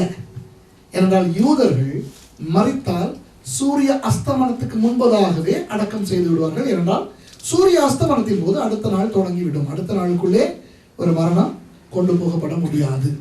சரியா? இவன் என்ன தெரியுமா சொல்லுகிறான்? என்னுடைய தகப்பன் தனது அந்திம காலத்தில், தன்னுடைய கடைசி காலத்தில் வாழ்ந்து கொண்டிருக்கிறார். எனக்கு ஒரு மகன் என்ற பொறுப்பு இருக்கிறது. நான் உம்மோடு வந்தால் நீர் இன்றைக்கு கலிலேயாவில் இருப்பீர், திருப்பி நாளைக்கு தெக்கப்போலி போய் விடுவீர், அல்லது நாளை மறுநாள் எருசலேமுக்கு போய் விடுவீர். இது 20ஆம் நூற்றாண்டு அல்ல. ஆண்டவரே SMS மூலமோ தொலைபேசி மூலமாகவோ அழைத்து சொல்வதற்கு உன் அப்பா இறந்துவிட்டார் உடனே வா என்று. எருசலேமுக்கு நான் உம்மோடு வந்திருக்கும் போது என் அப்பா இறந்து விட்டால் அந்த செய்தி வந்து என்னை அடையும் போதே 3 நாள் ஆகிவிடும். என் தகப்பனை அன்றைக்கே அனாதை பிணமாக அடக்கம் செய்து விடுவார்கள். எனக்கு ஒரு குடும்ப பொறுப்பு இருக்கிறது, ஒரு மகன் என்ற ஒரு பொறுப்பு இருக்கிறது. ஆகவே அந்த பொறுப்பை நான் முடிக்கும் வரையில் என்னால் ஊழியத்துக்கு வர முடியாது ஆண்டவரே என்ற ஒரு சரியான ஒரு காரணத்தை தான் கொடுக்கிறான். அதற்கு தான் இயேசு அவனை இகழ்ந்து பேசுகிறார். மரித்தோர் தங்கள் மரித்தோரை அடக்கம் பண்ணட்டும், நீ முதலாவது போய் ராஜ்யத்தின் பிரசங்கத்தை, சுவிசேஷத்தை பிரசங்கி என்று. பாருங்கள், இன்றைக்கு நமக்கு குடும்ப பொறுப்பு இருக்கிறது. வேதம் கூட புதிய ஏற்பாட்டில் என்ன சொல்லுகிறது? ஒருவன் தன் குடும்பத்தை கவனிக்க முடியாவிட்டால் சபையை கவனிக்க வரக்கூடாது. இப்போ இன்றைக்கு கணவன்மார் இருக்கிறீர்கள், மனைவிமார் இருக்கிறீர்கள். கணவனுக்கு என்ற ஒரு பொறுப்பு இருக்கிறது, மனைவி என்ற பொறுப்பு இருக்கிறது, தகப்பன் தாய் என்ற பொறுப்பு இருக்கிறது. சரியா? இன்னும் எத்தனையோ பொறுப்புகள், நீங்கள் வேலை செய்யும் இடங்களில் உங்களுக்கு பொறுப்புகள் இருக்கின்றன. இந்த பொறுப்புகளை உதாசீனம் செய்யுங்கள் என்று ஆண்டவர் சொல்லவே இல்லை. ஆனால் கர்த்தர் என்ன தெரியுமா சொல்லுகிறார்? சாட்டு போக்குக்காக பொறுப்புகளை பயன்படுத்தாது என்று சொல்லுகிறார். சில பேர் சாட்டு போக்கு. இப்போ இவனுடைய அப்பா மரண படுக்கையில் இதோ இன்றோ நாளையோ இறக்க போகிறார் என்ற ஒரு நிலையில் இருந்திருந்தால் இயேசு அவனுக்கு அப்படி சொல்லியிருப்பாரா? நீங்கள் யோசித்து பாருங்கள். இயேசு எப்படிப்பட்டவராய் வாழ்ந்தார்? முதல் 30 வருஷமும் அவருடைய உண்மையான அப்பா அல்லாத யோசேப்பின் பிள்ளையாக அவர் ஒழுங்காய் வாழ்ந்தவர். அந்த தான் பிறந்த மரியாளின் கணவன் என்ற ஒரு காரணத்துக்காக அந்த யோசேப்பின் பிள்ளை என்ற பெயரிலே வாழ்ந்தவர். சரிதானே? தனக்கு பிறகு மரியாளுக்கு பிறந்த தன்னுடைய தம்பிகளாகிய யூதா, யாக்கோபு மற்றும் சகோதரிகள் எல்லாரையும் ஒழுங்காய் வளர்த்து வருவர். எப்படி தெரியும்? மார்க்கு 6ஆம் அதிகாரம் சொல்லுகிறது. ஜனங்கள் மார்க்கு 6ஆம் அதிகாரத்தை பார்த்து ஆச்சரியப்படுகிறார்கள். இவன் அந்த தச்சனுடைய மகன் அல்லவா? இவனுடைய சகோதரர்களும் சகோதரிகளும் எங்கள் மத்தியில் இருக்கிறார்கள் அல்லவா என்று இயேசுவை குறித்து ஆச்சரியப்படும் போது நமக்கு தெரிகிறது இதெல்லாம் உண்மை என்று. அப்போ இயேசு ஒரு பொறுப்பானவராக வாழ்ந்து 30 வயது வரை பல்லை கடித்துக் கொண்டிருந்து விட்டு யூத கலாச்சாரத்தின்படி 30 வயதில் வீட்டை விட்டு வெளியே போகலாம் என்ற நிலை வந்த போதுதான் வீட்டை விட்டு இறங்கினார். அவர் சாக கிடக்கும் ஒரு அப்பனை நீ கவனிக்காதே, என் பின்னாலே வா என்று சொல்லியிருப்பாரா? இல்லை. அவர் என்ன சொல்லுகிறார் தெரியுமா? நீ பொய்க்கு உன்னுடைய பொறுப்பை காரணமாய் வைத்து ஊழியத்தை, கர்த்தருடைய வேலையை செய்யாமல் இருக்கிறாய். இன்றைக்கு அநேகர், ஒருவேளை இங்கே இருக்கலாம், நீங்கள் யாராவது பொறுப்பில்லாத ஆண்டவர் ஒரு நாளும் யாருக்கும் சொல்லவில்லை உங்கள் பொறுப்பை உதாசீனம் செய்யுங்கள். கணவன்மார், மனைவிமார், அப்பாமார், அம்மாமார், வேலை செய்கிறவர்கள், உங்களுக்கு ஒன்றை சொல்லுகிறேன். உங்களுக்கு கர்த்தர் கொடுத்திருக்கின்ற அந்த பொறுப்பும் ஒரு ஊழியம் தான். கணவன்மார் நல்ல கணவன்மாராக இருக்க வேண்டும், மனைவிமார் நல்ல மனைவிமாராக இருக்க வேண்டும். அதனால தான் வேதத்திலே படித்து படித்து சொல்லி இருக்கிறது. கணவன்மார் உங்கள் மனைவிகளில் அன்பு கூறுங்கள், மனைவிமார் உங்கள் கணவனுக்கு கீழ்ப்படியுங்கள். சரியா? பெற்றார் பிள்ளைகளை வளர்க்கிறது பற்றி எல்லாம் சொல்லி இருக்கிறது. ஆகவே பொறுப்பை பற்றி வேதம் அழகாக சொல்லி இருக்கும் போது இயேசு உங்கள் பொறுப்பை எல்லாம் விட்டு வந்து சபையிலே குந்தி கொண்டிருங்கள், புருஷனுக்கு சமைத்து போடாமல் ஊழியத்துக்கு போங்கள், அவனை எலியாவுக்கு சாப்பாடு கொடுத்த காக்காவை அனுப்பி நான் சாப்பாடு கொடுப்பேன் என்றெல்லாம் ஆண்டவர் சொல்லவில்லை. பொறுப்பை செய்யுங்கள். ஆனால் இன்றைக்கு என்ன தெரியுமா பிரச்சனை? மத்தேயு 6:33 அநேகர் மறந்தே போய்விட்டார்கள். முதலாவது தேவனுடைய ராஜ்யத்தையும் அதனுடைய நீதியையும் தேடுங்கள், அப்பொழுது இவைகளெல்லாம் உங்களுக்கு கூட கொடுக்கப்படும். இன்றைக்கு அநேகர் தேவையில்லாமல் கடன் பட்டுக் கொண்டு திரிகிறார். உண்மையாய் இந்த நாடுகளிலே சில விடயங்களை கடனுக்கு தான் வாங்க வேண்டும். ஒரு வீடு வாங்குவது என்றால் இந்த நாடுகளில் கையில் என்ன பணமா கொட்டி கிடக்கிறது, போய் எனக்கு 2 வீடு தான் என்று வாங்குவது. வீடு வாங்கினால் மாதம் வங்கிக்கு கட்டத்தான் வேண்டும் 25 வருடங்களுக்கு, அல்லது ஒரு வாகனம் வாங்கினால் கட்டத்தான் வேண்டும். ஸோ ஆகவே இந்த கடன் என்று சொல்லும் பொழுது இது அந்த கடன் அல்ல. சில நாடுகளில் இருக்கும் பொழுது கிரெடிட் கார்டு பயன்படுத்த வேண்டும், பேங்க் லோன் எடுக்கத்தான் வேண்டும், அது வேறு. ஆனால் சில பேர் கொழுப்புக்கு கடன் வாங்கி கொண்டு அவதிப்படுவது இருக்கிறது, தேவையில்லாமல் கொழுப்புக்கு. அந்த மாதிரி கொழுப்புக்கு கடன் வாங்கி கொண்டு, சரியா, உண்மையான பொறுப்பை விட்டு அந்த போலியாக பொறுப்பை பெரிதாய் காட்டிக்கொண்டு ஊழியத்திலே கர்த்தருக்கு ஊழியம் செய்யாதவர்களை குறித்து தான் இயேசு இந்த இடத்துல பேசுகிறார். அவர்களை அனுப்பவில்லை, வேற 70 பேரை அனுப்புகிறார். புரிகிறதா? நம்முடைய பொறுப்புகள் நமக்கு சாட்டு போக்குகளாய் வரக்கூடாது. சாட்டு போக்குகளாய் நம்முடைய பொறுப்புகளை நாம் சொல்லக்கூடாது. உங்களுக்கு தெரியும், நான் நன்றாக விளங்கிக் கொள்ளக்கூடிய ஒரு கூட்டத்துக்கு பேசிக் கொண்டிருக்கிறேன். அதை சின்ன பிள்ளைக்கு சொல்லிக் கொடுப்பது போல உங்களுக்கு சொல்லிக் கொடுக்க வேண்டிய அவசியம் கிடையாது. உங்களுக்கு தெரியும் எந்த அளவுக்கு இந்த இடத்துல இருக்கின்ற நீங்கள் எல்லாரும், உங்களுக்கு தெரியும் உங்கள் பொறுப்புகளையும் செய்து கொண்டு உங்களுக்கு கொடுக்கப்படும் ஊழிய பொறுப்புகளை செய்வது எப்படி என்று. இல்லை என்று சொல்ல வேண்டாம். தெரியும் என்ன மேனேஜ்மெண்ட், முகாமைத்துவம் தேவை. ஒழுங்காய் எல்லாவற்றையும் கிரமமாய் செய்கின்ற அந்த ஒழுக்கம் நம்முடைய வாழ்க்கைக்குள் வந்தால் அழகாக எல்லாவற்றையும் செய்யலாம். சரியா? ஆகவே பொய்க்கு ஊழியத்தை செய்வதற்கு விருப்பம் இல்லாமல் பொறுப்புகளை காரணமாய் வைத்துக் கொண்டு அதை சாட்டு போக்காய் சொல்லக்கூடாது என்பதுதான் ஆண்டவர் இந்த இடத்துல சொல்கிறார். இன்றைக்கு ஊழியர்கள் தேவை, சுவிசேஷம் அறிவிப்பவர்கள் தேவை. ஆகவே நீங்கள் அவருக்கு தேவை. இந்த இடத்துல அனுப்பப்பட்ட அந்த வேற 70 பேர் போல கர்த்தர் உங்களை அனுப்ப விரும்புகிறார். ஆனால் உங்களில் சிலருக்கு அதை செய்ய முடியாமல் இருக்கிறதுக்கு காரணம் பொறுப்பு. ஆனால் உண்மையாக உட்கார்ந்து யோசித்து பார்த்தால் அந்த பொறுப்பை செய்து கொண்டு கர்த்தருக்கென்று ஒரு நேரத்தை ஒதுக்குவது உண்மையிலேயே ஒரு முடிந்த காரியம், முடியாத காரியம் அல்ல. அப்படி அந்த பொறுப்பையும் செய்து கொண்டு இதையும் செய்யும் பொழுது வருகின்ற அந்த கஷ்டத்தின் போது கர்த்தருக்கு ஞாபகம் இருக்கிறது. மத்தேயு 6:33, முதலாவது தேவனுடைய ராஜ்யத்தையும் அதனுடைய நீதியும் தேடுங்க, அப்பொழுது இவைகளெல்லாம் உங்களுக்கு கூட கொடுக்கப்படும். ஆகவே பொறுப்புகளை, உண்மையான பொறுப்புகளை பொய்யான சாட்டு போக்குகளுக்கு பயன்படுத்துகிறவர்கள் தான் அந்த வேறே இருக்கின்றவர்களின் இரண்டாவது குழு. சரி, கடைசியாக மூன்றாவது குழுவை பார்ப்போம். 61வது வசனம்.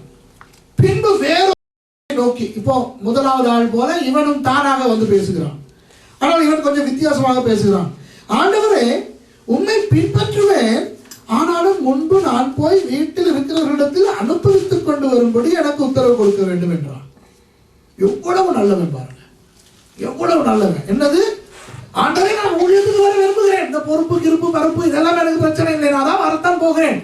ஆனால் எங்களுடைய கலாச்சாரத்தின் படி ஆண்டவரே, நான் வீட்டில் இருந்து அனுமதி வாங்கி கொண்டு அல்லவா வர வேண்டும், ஆகவே போய் அனுமதி வாங்கி கொண்டு வருகிறேன் என்று இவன் சொல்கிறான்.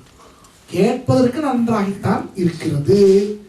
ஆனால் ஏன் அவனை இயேசு ஒரே அடியாக வெட்டுகிறார்? இயேசு எப்படி வெட்டுகிறார் பாருங்கள். 62வது வசனம். அதற்கு இயேசு, கலப்பையின் மேல் தன் கையை வைத்து பெண்ணிட்டு பார்க்கிற எவனும் தேவனுடைய ராஜ்யத்துக்கு தகுதி உள்ளவன் அல்ல என்றார். என்ற தெய்வம்!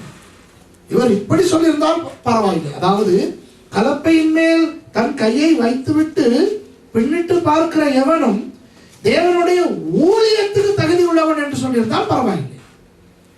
நீ எல்லாம் ஊழியக்காரனா இருக்க முடியாதடா, சும்மா விசுவாசியா இரு. ஆனால் இயேசு பயங்கர பாரதூரமான ஒன்றை சொல்கிறார். என்ன சொல்கிறார்? தேவனுடைய ராஜ்யத்திலேயே இருக்க தகுதி இல்லையா? என்ற தெய்வம்! ஊழியக்காரனா இல்லடி, நீ விசுவாசியா கூட இருக்க முடியாது. என்னத்தை பண்ணி விட்டான்? கலப்பையில கையை வச்சுட்டு கையை எடுக்க கூட இல்லையா? இன்னும் சும்மா அப்படி பின்னாடி பார்த்துட்டானா முடியாதுடா. இது பயங்கரமா இல்லை, கொடுமையா இல்லை? யோசிச்சு பாருங்க கொஞ்சம். இந்த வசனம் எனக்கு நன்றாக தெரியும், கொஞ்சம் யோசித்து பாருங்க. எவ்வளவு கடுமையான கொடுமையான வசனம். பாவம் இந்த பையன். இவன் விடமாட்டேன் என்று சொல்லவில்லை, கையை வைத்து விட்டான், கையை எடுக்க கூட இல்லை. சும்மா திரும்பி பார்க்க ஒரு நல்ல விஷயம் கேட்கிறான், அனுமதி வாங்கி கொண்டு வர. இயேசு என்ன தெரியுமா சொல்லி காட்ட விரும்புகிறார்? ஏடா, உனக்கு விருப்பமானவற்றை செய்யலாம், நீ அனுமதி கேட்கிற ஒரு நல்லவனா? இதுதான் இந்த இடத்துல மறைவாக கேட்கிற ஒன்று. இப்போ இலங்கையில எனக்கு நிறைய இந்த அனுபவம் இருக்கிறது. சில பெண்கள் சபைக்கு வர மாட்டார்கள். அப்போ போய் அவர்களிடத்தை பேசும்போது அவர்கள் சொல்லுவார்கள், அநேகர் சொல்லுவாங்க, என்னுடைய கணவனுக்கு விருப்பம் இல்லை, கணவன் அனுமதி தருகிறார் இல்லை. சரியா? கேட்கும்போது எவ்வளவு இனிமையா இருக்குது. அது எவ்வளவு நல்ல பொம்பளை. பேதுரு புத்தகம் என்ன சொல்லுகிறது? மனைவிகளே, உங்கள் கணவனுக்கு, ஆமா, சாராள் ஆபிரகாமை ஆண்டோவனே என்று சொல்லி அடங்கி இருந்தாள். அதுக்கு ஒருவேளை ஐயோ ஆண்டவனே என்ன செய்ய அப்படின்னு அடங்கினாளா எப்படின்னு தெரியல, ஏதோ ஆண்டவனே என்று அடங்கி இருந்தான். பேதுரு புத்தகம் சொல்லுகிறது, நீ புருஷனுக்கு அடங்கி இருந்து கீழ்ப்படிந்து நடந்தால் அவன் மனைவியின் நடக்கையினால் ஆதாயப்படுத்தப்படுவான் என்று. அப்போ இந்த மனைவிமார் சொல்லும்போது, என் வீட்டுக்காரருக்கு விருப்பம் இல்லை சர்ச் போகுது, அதனால் தான் நான் வரவில்லை என்று கேட்பதற்கு இனிமையாய்த்தான் இருக்கிறது. ஆனால் அதே மனைவி கணவனிடத்தில் கேட்டு விட்டால் மற்ற வேலைகளை எல்லாம் செய்கிறாள். எனக்கு நான் உண்மையான உதாரணங்களை சொல்லுகிறேன். சில மனைவிமார் கணவனுக்கு தெரியாமல் சீட்டு போடுகிறாள். கணவனுக்கு தெரியவே தெரியாது. கணவனுக்கு தெரியாமல் நகை வாங்கி பதுக்கி வைத்திருக்கிறாள். சரியா? கணவனுக்கு தெரியாது. கணவனுக்கு தெரியாமல் தன்னுடைய அம்மாவுக்கு அப்பாவுக்கு பணம் அனுப்புகிற வெளிநாட்டு மனைவி வர எனக்கு தெரியும். பயப்படாதீங்க, நான் உங்களை சொல்லல. அவங்க இன்னைக்கு வர, இன்னைக்கு அவங்களுக்கு வர முடியாம நாளைக்கு வருவாங்க. கணவனுக்கு தெரியாமல் பயங்கர பதுங்கல் வேலைகள் நடக்கும். சபைக்கு போவதற்கு ஏன்னா இது லொல்லுதான். அப்ப கோபம் வருமா வராதா இயேசுக்கு? விளங்குதா உங்களுக்கு? இன்றைக்கு அநேக வாலிபர்கள் பைபிள் காலேஜுக்கு, நான் வேதாகம கல்லூரிக்கு அநேக வாலிபர்களையும் வாலிப பெண்களையும் தானே எடுத்து 4 வருஷம் அவர்களை பயிற்றுவிக்கிறேன். அப்போ சில பேர் வருவார்கள், வந்து படிப்பார்கள், இடையிலே சொல்லுவார்கள், ஐயோ ஒருத்தன் வந்தான், யாழ்ப்பாணத்துல ஒருத்தன் வந்தான், அவன் வந்து சொன்னா, பாஸ்டர் அம்மாவையும் கொண்டு வந்து வச்சுக்க முடியுமான்னு கேட்டேன். இப்ப நான் பைபிள் படிச்சு தான் நடத்துறேன், முதியோர் இல்லம் நடத்துறேன்.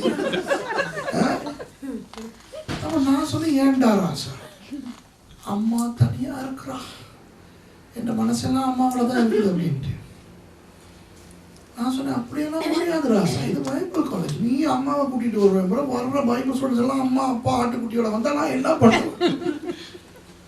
அப்புறம் பார்த்தா முடியாது பாஸ்டர், நான் போறேன் பாஸ்டர், எனக்கு தாய் பாசம்னா அந்த பாசம் அம்மா விட்டு இருக்க முடியாதது இல்லை, அம்மா தனியா போயிட்டான். நான் கூட நினைச்சேன் சீரியஸாவே போயிட்டாங்க. ஆனா நான் சும்மா ஒரு நாள் கேட்டேன், ஏன்டா ராசா என்னைக்காவது கல்யாணம் கட்டினீங்கன்னா அம்மாவை கொண்டாந்து வச்சுக்கிருவியோ அப்படின்ட்டு. இல்லாட்டி நான் கட்ட மாட்டேன் அப்படின்னு தான் சொல்லிட்டு இருந்தான். கொஞ்ச நாள்ல பாஸ்டர் ஆபேல், உங்க பாஸ்டர் என்கிட்ட வந்து சொல்றாரு, பாஸ்டர் யாழ்ப்பாணத்துல ஒரு கல்யாணம் இருக்கு, நீங்க தான் நடத்தி வைக்கணும். நான் கிட்ட யாரு பேர சொன்ன, அவன் பாஸ்டர், ஓ பாஸ்டர் அங்க படிக்க வந்தவன், நான் என்ன, நான் பாஸ்டர் கிட்ட கதையை போட்டேன். அப்புறம் போயிட்டு கல்யாணம் நானும் பாஸ்டர் தான் நடத்தணும். கொட்டி விட்டு கொண்டாட்டிய கொட்டிக்கிட்டு கொழும்புக்கு போயிட்டோம். அம்மாவை யாழ்ப்பாணத்துல விட்டு விளங்குதா? இப்ப சொல்லுங்க பாப்போம், அவனை உரல்ல போட்டு குத்தணுமா குத்தக்கூடாது? அப்ப அது உண்மை என்ன? அவன் அம்மா தனிமை, உண்மையாக அந்த அம்மாவுக்கு ஒரே மகன், கணவன் இல்லை. ஆகவே உண்மையான ஒரு காரணத்தை சொல்லித்தான் போனான். ஆனால் அந்த உண்மையான காரணம் அல்ல என்பது சீக்கிரம் தெரிய வந்தது. இங்கே இயேசுவானவருக்கு அப்போதே தெரிந்தது, இவன் போய் விடுகிறான், கதை விடுகிறான். அப்போ கணவனிடம் கேட்காமல் சீட்டு போடுகிறவர்கள், கணவனிடம் கேட்காமல் நகை வாங்கி பதுக்கி வைப்பவர்கள், கணவனிடம் கேட்காமல் அங்கே வீட்டுக்கு அம்மா அவர்களுக்கு பணம் அனுப்புகிறவர்கள்.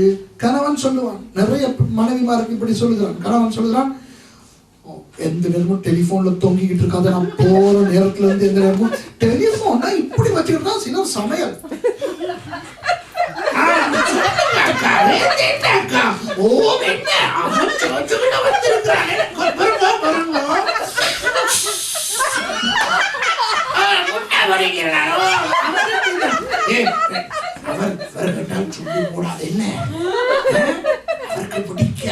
எப்படி கதை இதெல்லாம் வச்சுக்கிட்டு சமைச்சுக்கிட்டு வந்துட்டார் போல கிடக்குது.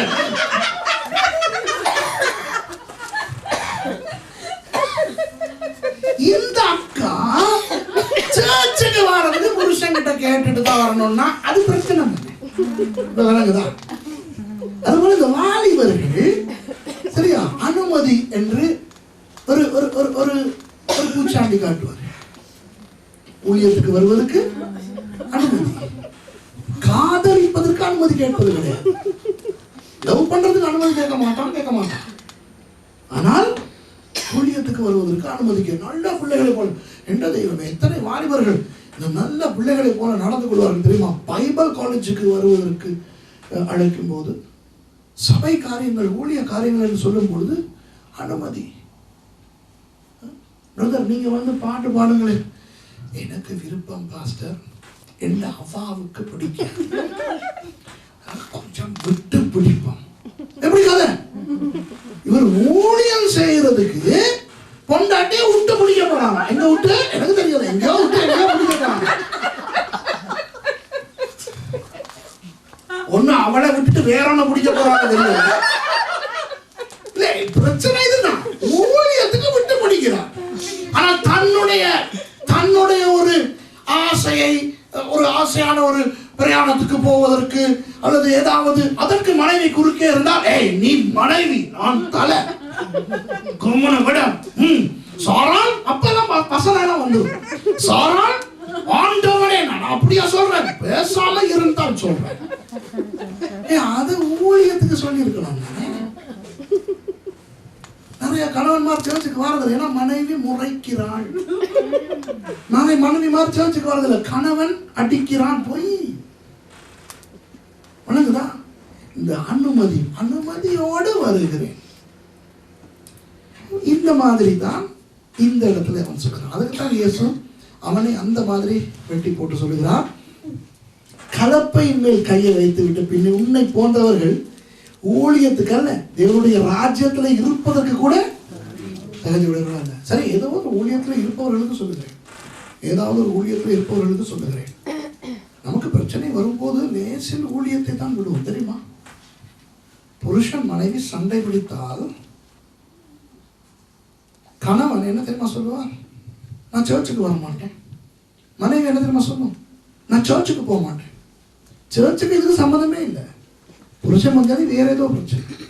ஆனா சண்டை பிடிக்கும் போது எங்க போக மாட்டாங்கன்னா சர்ச்சுக்கு. இவன் உண்மையான முதுகெலும்புள்ள ஒரு ஆம்பளையா இருந்தான், இவன் திங்கக்கிழமை சொல்லணும் நான் வேலைக்கு போக மாட்டேன். சரிதானே? ஆமாவா இல்லையா? புருஷன் கொஞ்சம் சண்டை பிடிச்சிட்டு திங்கக்கிழமை சொல்லணும் நான் வேலைக்கு போக மாட்டேன். ஏன்? நீங்க என்கிட்ட மன்னிப்பு கேட்கிற வரைக்கும் நான் வேலைக்கு போக மாட்டேன். அது செய்ய மாட்டார். ஏன்? சேர்ச்சுக்கு தான் எல்லாம் வெட்டுவாங்க. சரியா? புருஷன் பெஞ்சாதி சண்டை பிடித்தால் குடும்ப ஜபத்துக்கு வரமாட்டார் புருஷன், குடும்ப ஜபத்தை நடத்தவே மாட்டார் மனைவி. ஆனா ரெண்டு பேரும் டிவி பார்ப்பாங்க. டிவியை விடுறது, இன்னைக்கு நான் டிவி பார்க்க மாட்டேன். ஏன்? சொந்த நேரம் நான் எதுக்கு டிவி பார்க்கறது அப்படி சொல்லலாம் இல்லை, அது ஆசை. விளங்குதா உங்களுக்கு? இப்ப பாருங்க, குடும்பத்துல பிள்ளை ஏதாவது குழப்படி பண்ணிவிட்டா சர்ச்சுக்கு கூட்டிட்டு போக மாட்டேன், சண்டே ஸ்கூலுக்கு அனுப்ப மாட்டேன். ஸ்கூலுக்கு அனுப்ப மாட்டேன்னு சொல்றது இல்ல, ஸ்கூலுக்கு அனுப்பாட்டி பிரச்சனை தானே. அப்ப எல்லா குடும்பங்களுக்கும் எல்லா மக்களுக்கும் எது இந்த குறிப்பதற்கு கிடைத்திருக்கிறது? சும்மா மெல்லுகிற வாய்க்கு விடுகிற அவள் எது? சபை, ஊழியம், ஜெபம். இதுதான். மற்ற விஷயங்களை கடிப்பது கிடையாது. ஏன்னா கடித்தால் அது திருப்பி கடிக்கும். சபையில மட்டும்தானே வேண்டிய மாதிரி வராம இருக்கலாம். என்ன பண்ண முடியும்? அந்த மாதிரி அப்பாவி பாஸ்டர்மார் ஏன் வரல 3 கிழமையா வர கிடைக்கல. அதுக்கு மேல இருந்தாலும் என்ன பண்ண முடியும்? கொல்லவா முடியும்? சொல்லுங்க பார்க்கலாம். ஆமாவா இல்லையா? வேற கிடைக்க அவர் என்ன செய்ய முடியும்? அப்படியான்னு கேட்டுட்டு பாஸ்டர் வேற கிடைக்கணும் செப்பியோ அது அவரா சொல்லுவாங்க. அப்புறம் அவர் அவங்க ஜெபிக்கிறான், ஆண்டவரே கொண்டு வராங்க, கொண்டு வராங்க. நீங்க ஏன் தசமபாகம் கொடுக்குறீங்க? இல்ல வழி இல்லை. அதோட அவர் கம்மனு மூடி அவரை எடுத்துட்டீங்க. பாஸ்டர் பேதுருவை கொண்டாந்து போட்டா என்ன ஆகும் தெரியுமா?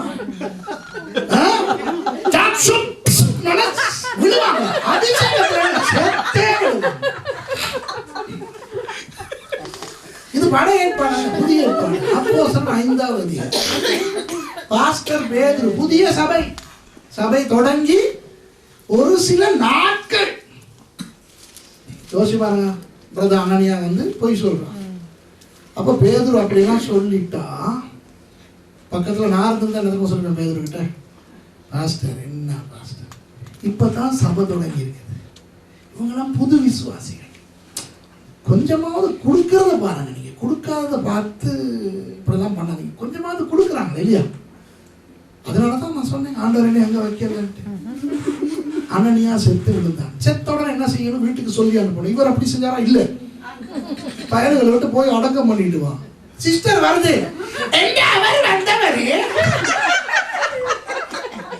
எப்படி அக்காவுக்கு தெரியாது. சமாளிச்சு பாஸ்டர் கேட்கிறாரு, என்னமோ வித்தீங்களே, எவ்வளவுக்கு வித்தீங்க? அவர் சொல்லி இல்லையோ, சொன்னவரா நீயும் சொல்லு, சரியா பேசிக்கிட்ட மாதிரி சொல்லுச்சு. உடனே பாஸ்டர் என்ன சொல்றாரு, அவனுக்கு நடந்ததான் உனக்கு நடக்க போது தெய்வமே பாஸ்ட ஞானத்துக்கு கர்த்தர் அந்த வல்லமே கொடுத்தார். நான் சொல்லவா, நான் நோவே வர அவசியமே இருக்காது இல்லையா பாஸ்டர்?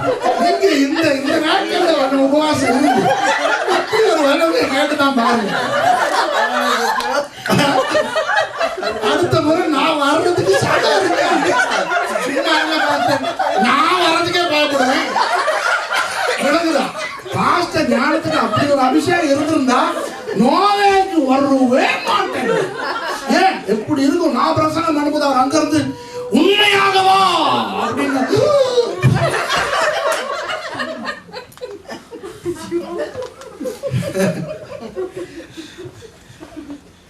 ஆகவே இப்போ ஆண்டவர் என்ன தெரியுமா நமக்கு சொல்லுகிறார்?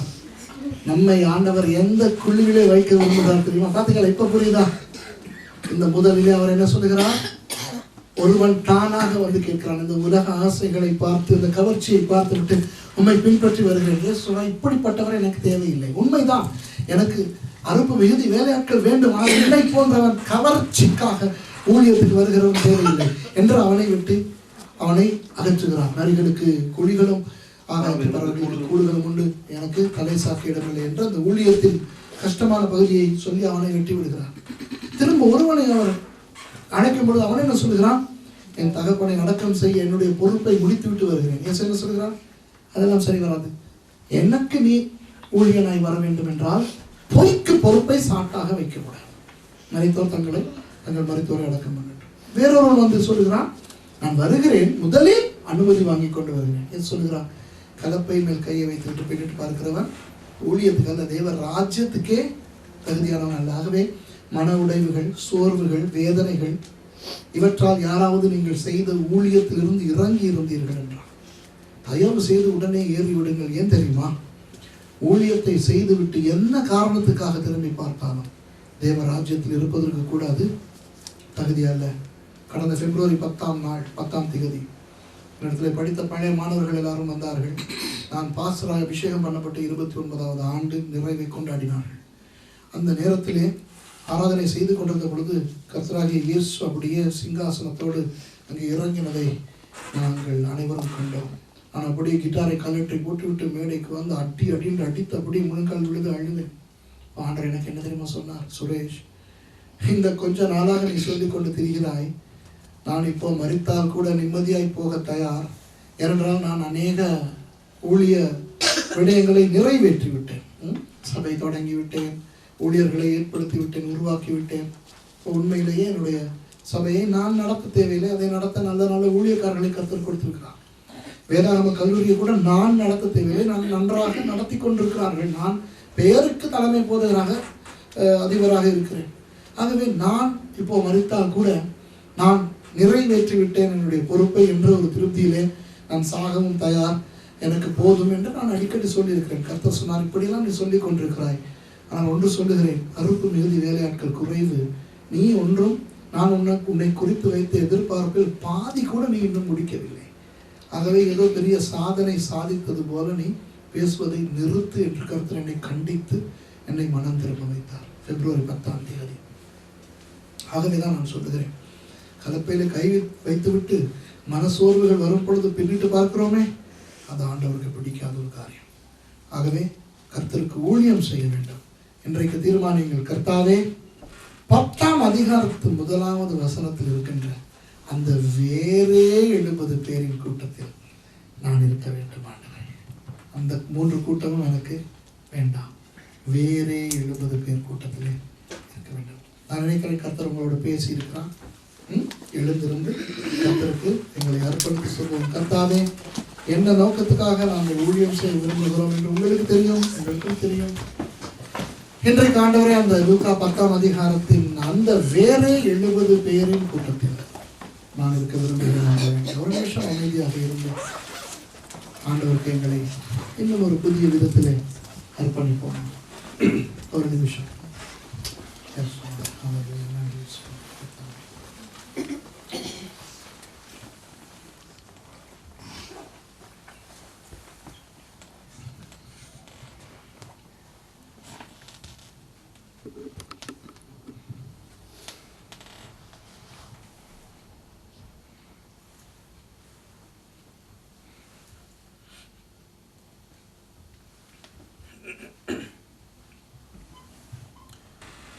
பரிசுத்தம் ஆண்டவரே, எங்களை ரட்சித்ததுக்காக நன்றி. எங்களுக்கு கொடுத்திருக்கிற தாளந்துகள் திறமைகளுக்காக நன்றி. ஊழிய அழைப்புக்காய் நன்றி. கர்த்தாவே, இந்த சபையில் இருக்கின்ற ஒவ்வொருவரையும் உங்கள் பாதத்தில் வைக்கிறேன். இவர்கள் உங்களை நேசிக்கிறார்கள், உங்கள் வார்த்தையை நேசிக்கிறார்கள், ஊழியத்தை நேசிக்கிறார்கள். அதனால் தான் உங்களுக்கு கூட்டத்துக்கு வந்திருக்கிறார்கள். ஆண்டவரே, நீங்கள் அவர்களோடு பேசியதற்காக நன்றி. அந்த வேரை 70 பேர் என்ற அந்த குழுவில் இவர்களை சேர்த்துக் கொள்ளும்படி நான் ஜெபிக்கிறேன்ப்பா. கர்த்தாவே, அவர்கள் அந்த குழுவிலே ஏற்கனவே இருந்தால் உங்களுக்கு ஸ்தோத்திரம். அதை விட்டு வெளியே வராதபடி அவர்களை காத்துக்கொள்ளுங்கள். ஒருவேளை 9வது அதிகாரத்திலே பார்த்த அந்த 3 குழுக்களில் இவர்கள் தெரிந்தோ தெரியாமலோ அகப்பட்டுக் கொண்டிருந்தார்.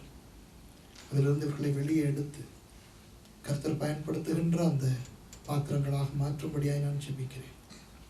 பாஸ்டர் உட்பட இந்த விசுவாசிகள் ஒவ்வொருவரையும் ஆசீர்வதிங்கள். சபை இன்னும் அதிகமாக தேவனுடைய சித்தத்தின்படி செயலாற்ற நீங்கள் உதவி செய்யும்படி ஜெபிக்கிறேன். இயேசுவின் நாமத்தில் பிதாவே, ஆமென்.